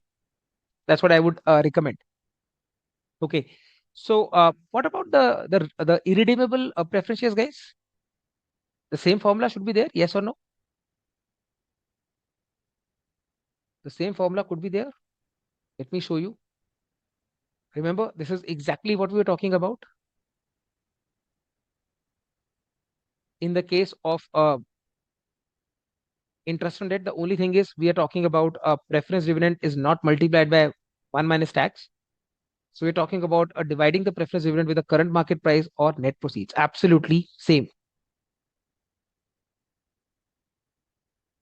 Hmm. Okay. So Vivek had a question of previous example. Vivek, you can do 12 plus 5% plus 5% plus 5%. Do it 5 times. You will get the value. You will get the value. Don't worry. Okay. Now, this example on your screen, guys, Synergy is issuing a preferred stock at 100 per share with a stated dividend of 12% and a flotation cost of 2%. Then what we are talking about here? How do we calculate? That means, are we saying 12 upon 98? As simple as that. There is no deduction anyhow. 12 upon 98 is what giving me 12.24%. Mind you, if I quickly go back and what we discussed in the case of irredeemable debentures, just to show you, we had a similar formula. Only thing is we had 1 minus t here. But in the case of preference shares, of course, the dividend, the tax deductibility portion has been gone here out of the box. And that's why if you devote good time on understanding the cost of debt, cost of preference shares should be in your pockets. It should be just known. Be careful. Are we talking about the existing issue or a new issue? Are we talking about preference dividend? No tax benefit here. I would like to quickly check the status of in the old style from everyone. It's 7:50 now. And can I ask humbly to all my friends here, how is the Josh? How is the Josh? Because I need a high Josh when it comes to cost of equity. How is the Josh, guys?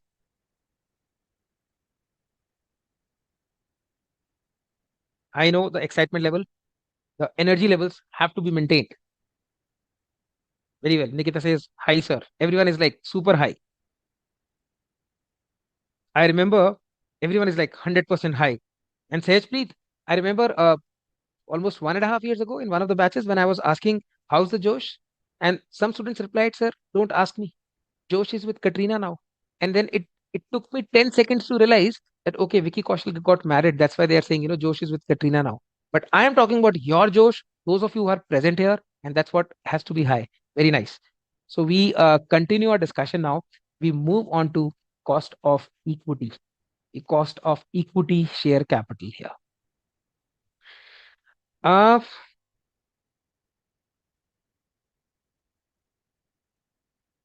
Now we are talking about uh, the group who are the virtual owners of the organization, people who are actually the investors holding the ownership rights, voting rights. As with every other cost of capital, we talk about expectations of the equity shareholders in terms of returns on their investments.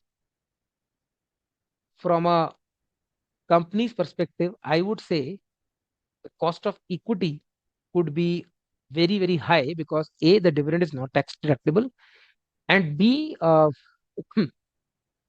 we can also say that the expectations would be higher, right? The expectation of shareholders will be always high. Stakeholders who have put in money, they would always expect returns, maybe in the form of dividends, maybe in the terms of reinvestment. That they need maximization of wealth. Now, there are different methods here you can see to calculate the cost of equity share capital here. Now, what does this mean is if you're looking at so many methods, uh, there are few methods who could be more important than others. I would be quickly looking at all the methods though, but let me tell you upfront that the most important methods in this one would be your the growth approach and the capital asset pricing model. Of course, from an examination standpoint, you are supposed to know all the five, but I'm definitely from my experience, I'm telling you like these two are very, very important, right? The growth approach and capital asset pricing model. But yes, we will be talking about okay, some other methods which we are here seeing as a dividend price, earning price, they're having some assumptions which could be very much easily challenged, and that's why I'm saying that may not be that relevant, but still let's talk about it. Let's discuss the first model or of a dividend price approach or a dividend valuation model here. Now, dividend price approach, dividend valuation. Okay, Srinivasan say most risky, most risky. Srinivasan, that is yes from investor perspective, yes, most risky source of capital because you are not sure of the dividends. You are last in the queue. Very well said. Okay, so what is dividend price approach, guys, or dividend valuation? Look at the assumption here. It assumes that the dividend per share is expected to remain constant forever. You guys need to tell me, is it a good assumption? Is it a good assumption, guys? I don't think so. Here we are not sure of the tomorrow post pandemic. How can we assume uh the dividend is expected to remain constant? And that's why this is criticized. From an examination perspective, that is for sure that the calculation part is very easy. We're saying cost of equity is D upon P0. We're talking about D is the expected dividend and P0 is the market price, which is ex dividend market price. So this is not a common method because dividend per share will always keep on changing. Now, the next one is earnings price approach. Earnings price approach. Dividend price approach was very, very simple, but not so practical. And that's why we say a question mark here. But we now approach to earnings price approach. This is based on the premise investors expect a certain amount of earnings, whether distributed or not. It's okay. I'm okay till this line. But I have a problem in assumption that earnings per share will remain constant. Wow. Here, the dividend per share was constant. Here, the EPS is constant. And that's the problem here. This constant thing is a problem. That's why this is even a little issue here. But since, you know, uh, we are talking about these methods, if you have some freebies in the exam for a quick short question as part of it, you should know how to calculate it. Srinivasan, I'm not saying it's impossible. Srinivasan saying is it can't be a good company can give a stable dividend, but very rarely think it that way. Okay, so let's talk about this. This is the calculation is similar to dividend price approach. The only thing is we are talking about calculation as earnings upon price instead of dividend upon price. That means we are why we are using in denominator earnings instead of dividends. Let me tell you because the investor is saying whether distributed or not, whether distributed or not. You're not concerned about dividend. whether you distribute as a dividend or reinvest, earnings upon the price here. And when we talk about earnings, that is basically the current EPS, current earning per share. And P is, of course, is your market share price or net proceeds. Let's do one thing. Let's quickly look at a question here, and it will be great if you guys can quickly crack it. This is a question on earnings price approach. And let me give you a couple of minutes. Calculate this. A firm is considering an expenditure of 60 lakhs for expanding its operations. They're talking about the number of existing equity shares is 10. Market value of existing share is 60. Net earnings is 90.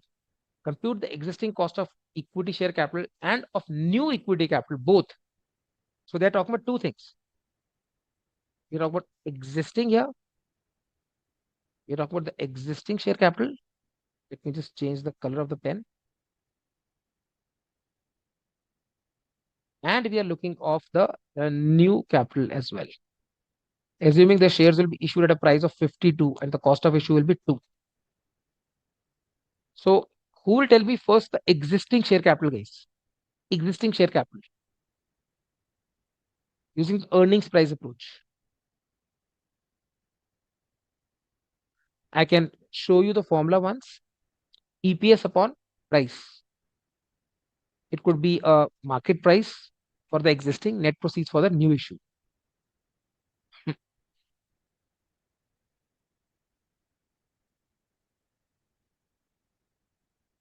Let's see what is the answer. I'm waiting for the answer pan in the query panel. Let's see who responds first for the cost of the existing share capital, guys. Existing share capital.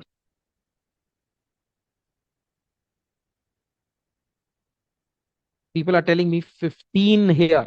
15% is the existing one. Harmisha, Nikita, Bhumika, just check. I think you've done something which is not correct.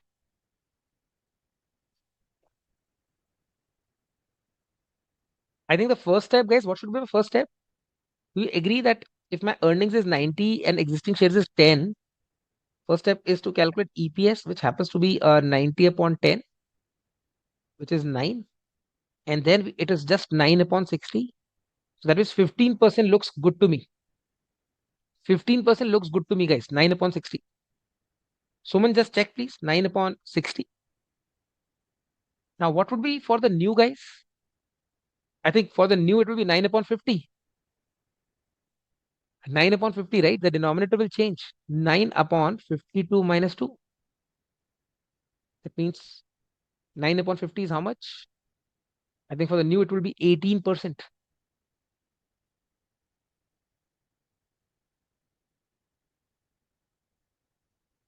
I think it's a very, very straightforward question though. But yes, the first step is something you guys needed to calculate is EPS, earning per share. That's the first part we need to know here.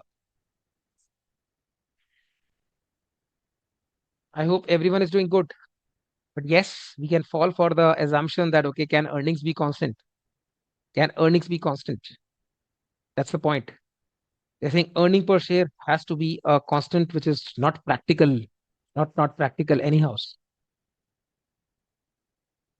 Super, guys. Super se bhi upar, right? That's what they say. Now, as I said, looking at these methods, we have questions on the first two assumptions. But now is the time to look at the first of the important methods, that's the growth approach, which is also called as a Gordon's model. It assumes that, okay, first of all, every model will have some kind of an assumption because models may not succeed without assumption, right? Because things are everything, nothing is constant in this world. So you have to make some assumption at least. So we can see that, okay, which assumption is more practical than others. It assumes that dividend growth remains constant and earnings, basically what we're trying to say is earnings, dividend, and equity share price will grow at the same rate. One can challenge, that, okay, how the growth rate be constant, but again, we have to take some assumption. Now, Harmisha or, Sampan, someone was asking about kind of a constant. I think growth rate being constant could be a good example of stable companies. Let's leave aside pandemic though. Amongst all the three assumptions, this is the least worst, or I think this is much better assumption than the other two. If it's a stable company, you may expect a similar growth rate at least. Does this make sense? So we are saying that this model assumes that the dividend grows at constant rate and earnings, dividend, and equity share price all grow at the same rate. Now, of course, you can challenge. The drawback is how can we assume that dividend, equity share price all growing at the same rate? But that's the assumption we are taking. So if we see the formula here for cost of equity is D1 upon P0 plus G plus G. Now, let's understand what is this D1. D1 is next expected dividend, which is D0 into 1 plus G. D0 into 1 plus G. P0 is current market price for newly issued shares. It will be net of flotation cost. So current market price for existing or newly issued shares, it will be net of flotation cost. And G is my constant growth rate of dividend. I have a question for all of you. In this formula, I am saying that KE is equal to D1 upon P0. D1 is nothing but D0 into 1 plus G. P0 plus G here. Question I have for all of you is, listen to me carefully and try to answer based on your logics. If already we are taking a growth aspect here in D1, then why we are adding growth rate separately? This is very, very interesting question. If you think logically, you will get the answer. Yes, Amit, you can say that. So my question is, if we are already incorporating growth in D1, why we are adding G separately?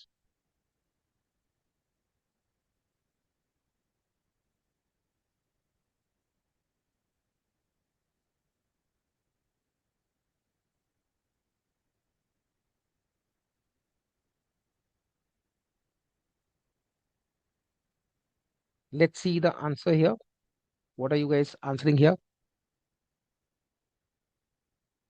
Srinivasan says first year plus growth rate for the second year. Okay. Srinivasan has answered it is for the second year. What about others?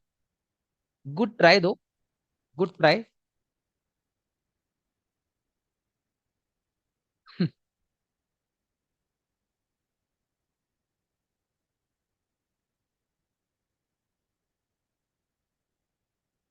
What about others, guys? Waiting for others to respond. Next expected dividend. Okay. Suman says maybe KE also showing at G. Okay. Harivisha says in first G we are expecting net growth after all the expense made. Okay. We need returns above the G. Rituraj says that. Amit says maybe for perpetuity. I think I'm liking Sehajpreet's answer a lot. Sehajpreet, that's a very, very good analytical mindset. Sehajpreet says because they say share price also increase at the same rate. Okay. Okay, let me actually break the ice here. Guys, please tell me, and you will get the answer now, whether all the earnings are distributed as dividend. So D1 takes care of growth in dividend that is being paid. And the G we are adding takes care of the growth of the amount retained.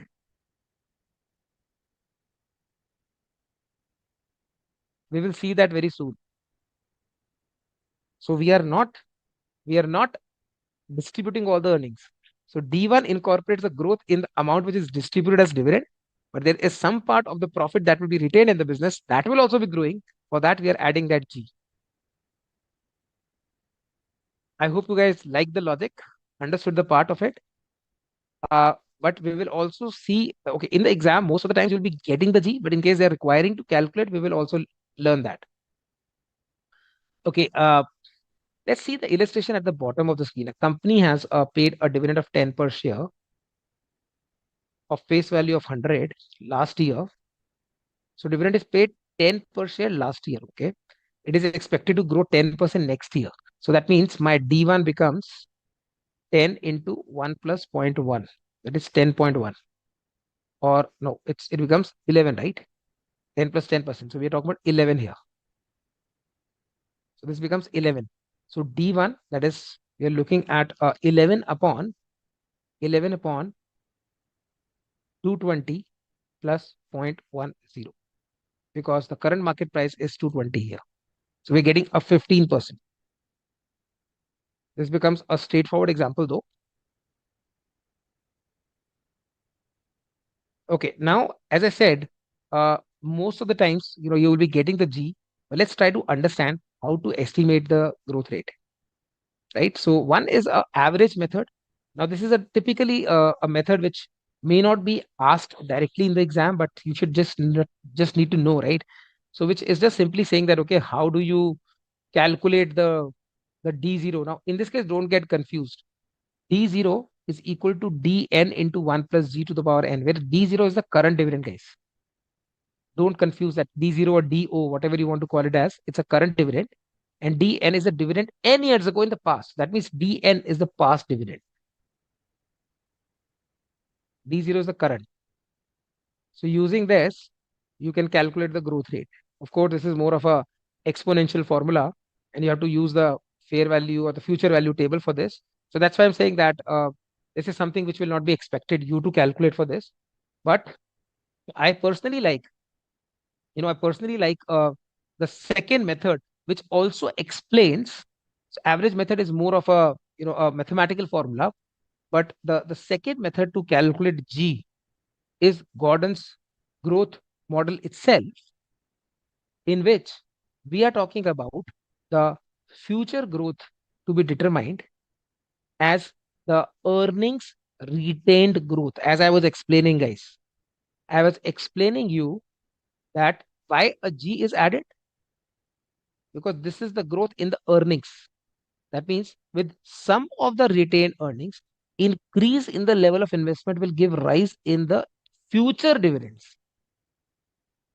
So this is a very, very more logical way of calculating. G is B into R. B is earnings retention ratio, and R is a rate of return on funds invested.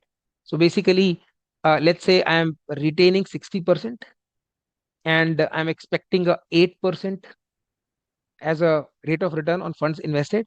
So we are looking at a 60% into 8%. We may get a 4.8% or whatever, right? So basically, this way is more logical, that you need to just, in case, question is slightly tricky and they're not giving you the growth rate, but they're giving you the dividend payout ratio. Guys, make sure we understand this. Let's say in the example, in the question, they give you a dividend payout ratio,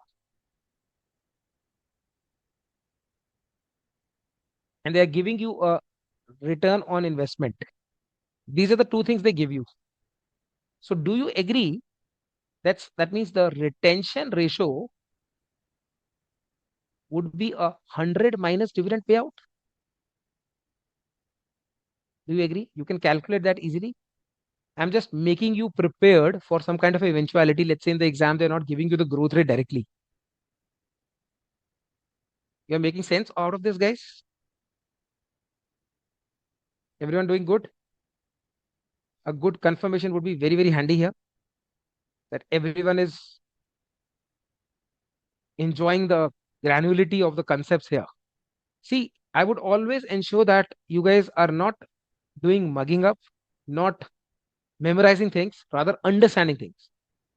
Conceptualization is very, very important, guys. Everyone clear on this?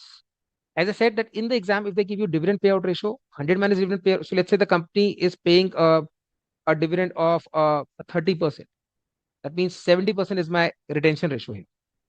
So 1 minus payout ratio, or yeah, you can say that 100 minus or 1 minus. So if you're talking about in points, so 1 minus payout ratio, that's okay. You can call it as a 1 minus also. That's okay.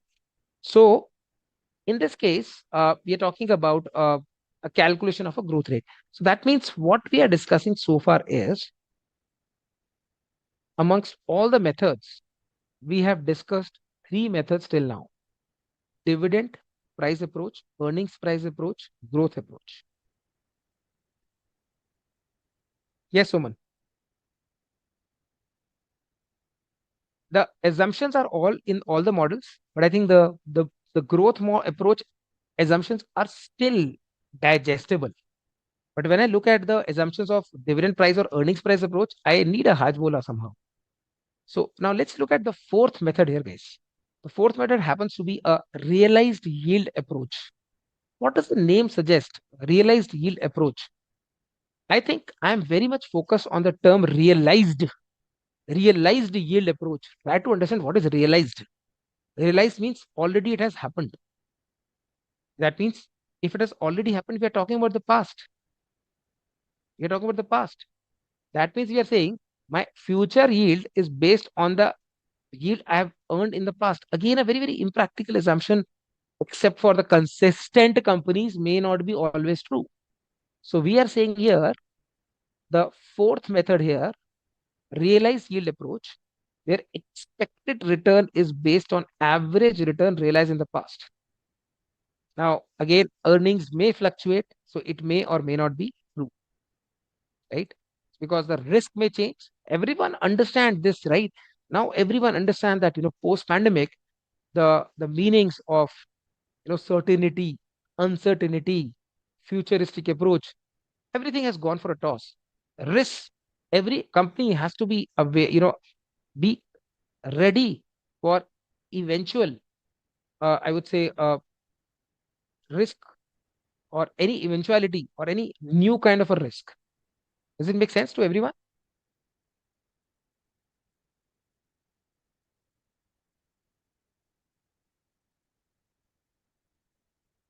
Right? So the risk faced by the company, when we talk about could be same, so that is not a realistic assumption here.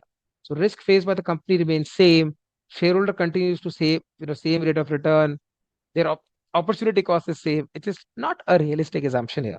These are not realistic assumptions, but still, let's understand what if a question gives us the past pattern. Based on that, we have to calculate cost of equity. Let's see uh, what can we do to understand this better in terms of realized approach. Let's look at an example for this, right? So give me a second. Okay. So we have to calculate the cost of equity from the following data using a realized yield approach. We are looking at a dividend per share, one in 5 years. We talk about price per share. So first we have to calculate what is the yield for the last 4 years. Now what we need to understand yield, guys. Let me ask you, from a shareholder perspective, will yield be only dividend? We all agree that some part of the earnings are also reinvested.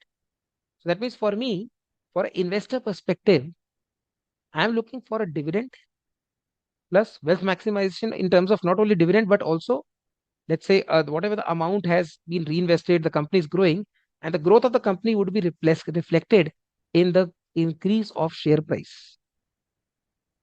So we are talking about overall yield, not only in terms of dividend, but dividend plus increase in the share price. So what is the yield in the from the first to the second year, guys? From the first to the second year, how much price per share at the beginning? 9. We have earned a dividend of 1 here. And what is the appreciation in the share price? 9 to 9.75.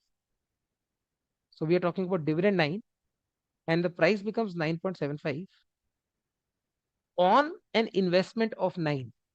So we are saying for the year 1, overall return is 1 plus 9.75. If I were to sell my share at the end of the 1 year, if I am selling my share at the end of the 1 year, I'm getting 9.75 and I've got a dividend of 1 on the investment of 9.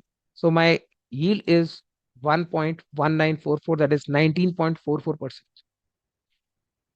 Similarly, in year two, the dividend is 1, dividend is 1, but I am getting a movement of 9.75 to 11.5. 11.5. That means 1 plus 11.5 on an investment of 9.75. If someone would purchase a share at the beginning of year 2 for 9.75, at the end you can sell it for 11.5. In the same fashion, for all the 4 years, for all the 4 years, we could get the yield here. We could get a yield here that is 19.44, talking about 28.21, 6.09, 7.72, and with a geometric mean of all these four yields, we can get it as a 15% rate here. So basically, we are talking about a geometric mean of all these calculations. But again, what I'm trying to say here is that this is a unrealistic assumption based model wherein we are not in fact worried about, in terms of practicability, because we are assuming that okay, this is going to be based on the past. This is going to be based on the past, and which is very, very unstable. Now the future could be unstable.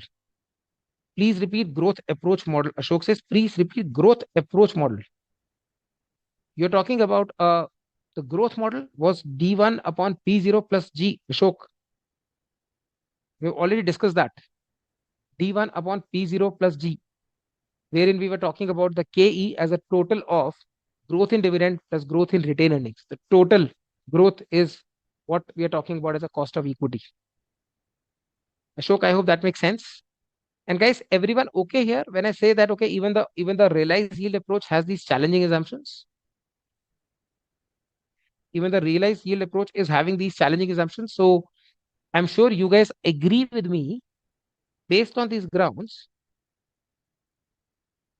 that we are talking about two methods which are very, very important. One is growth approach, and one we are yet to discuss, capital asset pricing model. Vivek says means opportunity cost of holding dividend. We added G in D1. I would not say, okay, you're thinking from a perspective of investors' expectation. You can be correct, but the only thing is, Vivek, make sure you understand that you are also not getting entire earnings as a dividend. Some were reinvested. That's why G was added as well. So I'm answering some questions which are coming on the growth approach actually. So make sure that we are talking about expectations not only from a dividend perspective, but also on the amount which was retained. That's why D1 upon P0 plus G. The second G cannot be ignored. I hope, Vivek, that is clear. Sahajpreet, that is a geometric mean, again, a mathematical, Excel or a scientific calculator approach. So which is like you multiply all these. So basically you multiply all these. Give me a second. Let me erase this for you. And what we are talking about is, if you're talking about a geometric mean, so you can multiply this on the calculator, all of them. So this is basically 4 years earnings, and you can take a geometric mean and basically 1/4 power of this, right? So that you are getting 1.15. Let's say that, and hence you get a 15% as an answer. Seshpreet, I hope that is clear now. Okay, guys. So we now move on to the last topic of the day. The last topic of the day. So I want last 10 minutes. I want everyone to be super, super active. The last topic of the day is the second most important method of calculating the cost of equity share capital, that is capital asset pricing model. For this, I want everyone here to understand that there are two types of risks which generally any share or a security is concerned.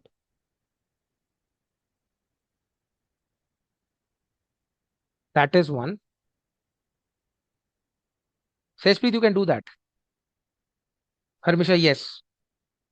Okay. So one is a unsystematic risk, I think this is interesting. Unsystematic risk means non-systematic, means that is not impacting the system, entire market, entire economy, but only impacting your organization or your industry. So that is why it is a diversifiable risk. This is a company specific risk. So unsystematic is diversifiable because you can invest from an investor perspective, you can invest in different sectors. But there could be a something which is a systematic risk, which is entire impacting entire system, entire economy. So it's market risk, which is impacting all the firms. It's non-diversifiable.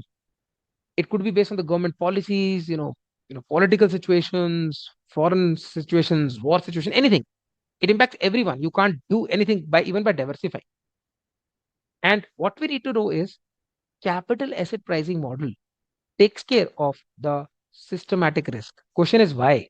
Why we are talking about systematic risk and not unsystematic risk? Why? Simple answer. Unsystematic risk could be diversified. And that's why we are only taking care of unsystematic risk. Okay, let me talk about a very funny example. Let's say I want to start a business in UK, London. I've done some research that normally the returns in London are on any business are 20%. 20%. I know it's a foreign territory, but I'm expecting a 20% return based on the industry research. Let's say I also have another proposal of starting a business in Uganda, South Africa, with a lot of kidnapping and instability. What do you think? Would I expect same 20% return or higher? I think if I go to Uganda, I have to select multi-folded return. I may be expecting 40-50% return. Depends on what is the systematic risk of having a business in South Africa. What do you think? Do you agree on that? So basically, what we are discussing here is a scenario where we do a business in a risky domain. We want a higher returns. So there is a equation which talks about high risk, high return. High risk, high return. That's what we need to understand. If we want to take a high risk, we expect high return. That is the agenda of the capital asset pricing model. Now look at this. Cost of equity is, let me take my own example. Cost of equity is equal to risk-free plus beta into RM minus RF. Now what is RM? RM here is return on market portfolio. So let's take an example. Let's say I want to invest in a security issued by Government of India. Guys, what do you think? If I'm investing in a security issued by Government of India, it will be risk-free rate. So let's say I talk about investment in Government of India issued security and the rate is 7%. For me, rate of return is risk-free rate of return is 7%. Yes or no? And now I'm also planning, instead of Government of India, I want to put some funds in some new sector, new sector, which is slightly more risky. And let's say I give you that, okay, the beta is 1.5. It is 1.5 times risky. So what my expected return would be? Let's talk about, let's first talk about that I am investing in market with a similar risk. So if I'm talking about a market portfolio return, I'm saying that my RM is, let's say, 10%. My RM is 10%. If I don't want to invest in government securities, I want to invest in a particular sector in the share market, I am getting a 10% return. But if I am investing in this new sector, which is more risky, please try to understand this. On one hand, we are okay in 7% if we go into government. If we go into market, we are expecting 10% because it is more risky. How much is the excess I'm talking about? 3%, right? I'm talking expecting 3% excess. 3% excess here. But if it is a new sector, I would want a 3 into 1.5. I would want a beta into 3. That is 4.5 excess. That means my answer would be 7 plus 4.5. 11.5 is my expectation, not 10 anymore. So basically, beta is nothing but it represents the systematic or non-diversifiable risk. And RA minus RF is nothing but market risk premium. Like in my case, 10 minus 7 was 3. 10 minus 7 is 3. I hope everyone is okay here. Everyone is clear on what is market risk premium? What is market risk premium? It is the rate of return on market portfolio over and above your risk-free rate. So in my example, if I'm investing in market, I'm getting 10%. If I'm investing in government securities, I'm getting 7. So market risk premium is 3 here. So let's look at another illustration here. Compute the cost of equity capital of IHG Limited when risk-free rate is 8%, beta is 1.5, and return on market portfolio is 12. So what is my market risk premium? 12 minus 8 is 4. That is multiplied by the beta 1.5. 4 into 1.5 is 6. And risk-free rate is 8%. That means my cost of equity is 14% here. I think one of the best methods of calculating cost of equity, because you are directly correlating the expectation of the investor with the risk they are willing to take. So in the exam, some people ask me there's a which method to be used. Most of the times the question will specify what method they are asking you, or they are asking you multiple methods. If the question is silent, sometimes the given information will give you a hint which method you are supposed to use. If they are giving you beta, if they are giving you risk-free rate, that means you are expected to use capital asset pricing model. Ruturaj says, what is beta? What does more or less mean? Beta, I think Ruturaj is simple. Huh? Beta is your systematic risk, non-diversifiable. This impacts the entire industry of the economy. It could be inflation. It could be a war situation, political situation. Doesn't matter what industry you put into, this impacting everyone. Santosh says, sir, how to go for the best marks? Kindly say. Santosh, you're asking what is cost of capital? That's where we started, right? You have to go back and see the first definition. Cost of capital is expectation of the stakeholders. Best marks, Santosh, practice, practice, practice. 3 ways.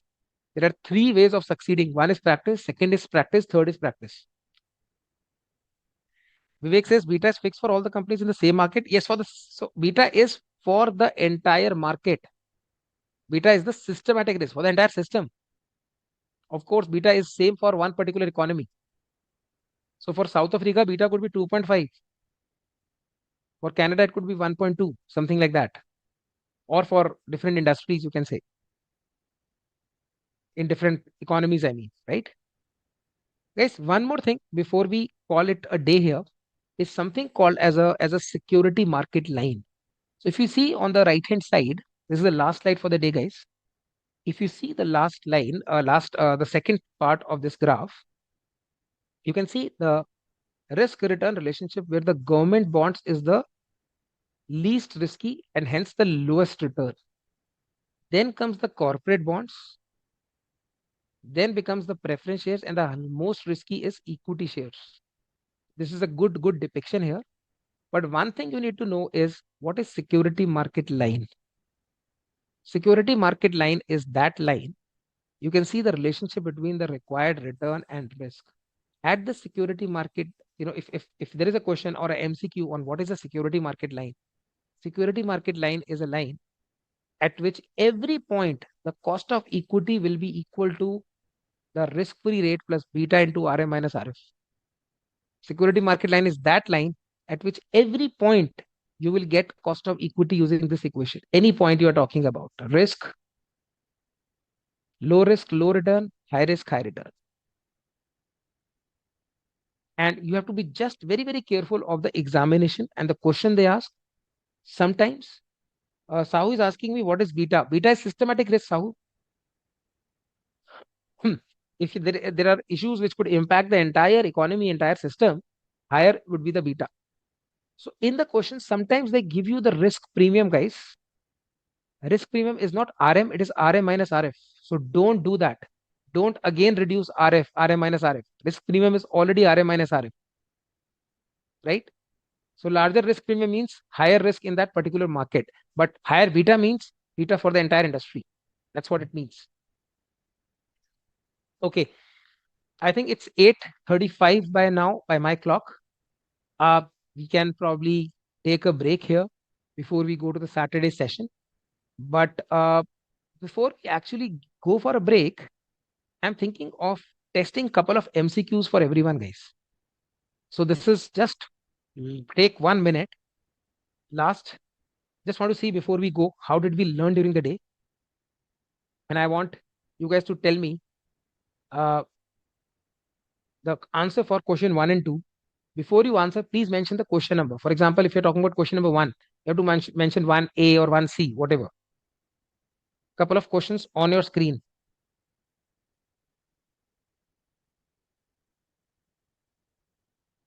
And then we will have it for the day, guys, and we'll resume our class on 10th, I believe, which is on Saturday.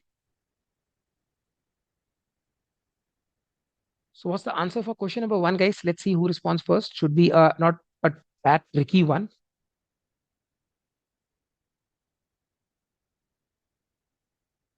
You're being asked the value of the beta here.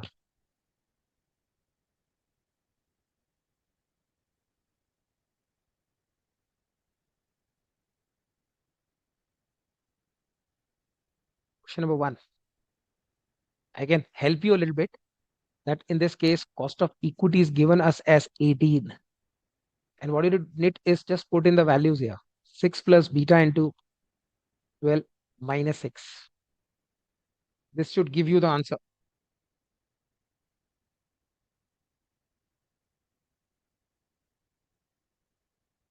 I think I'm getting answers as 1D and 2B. Very nice.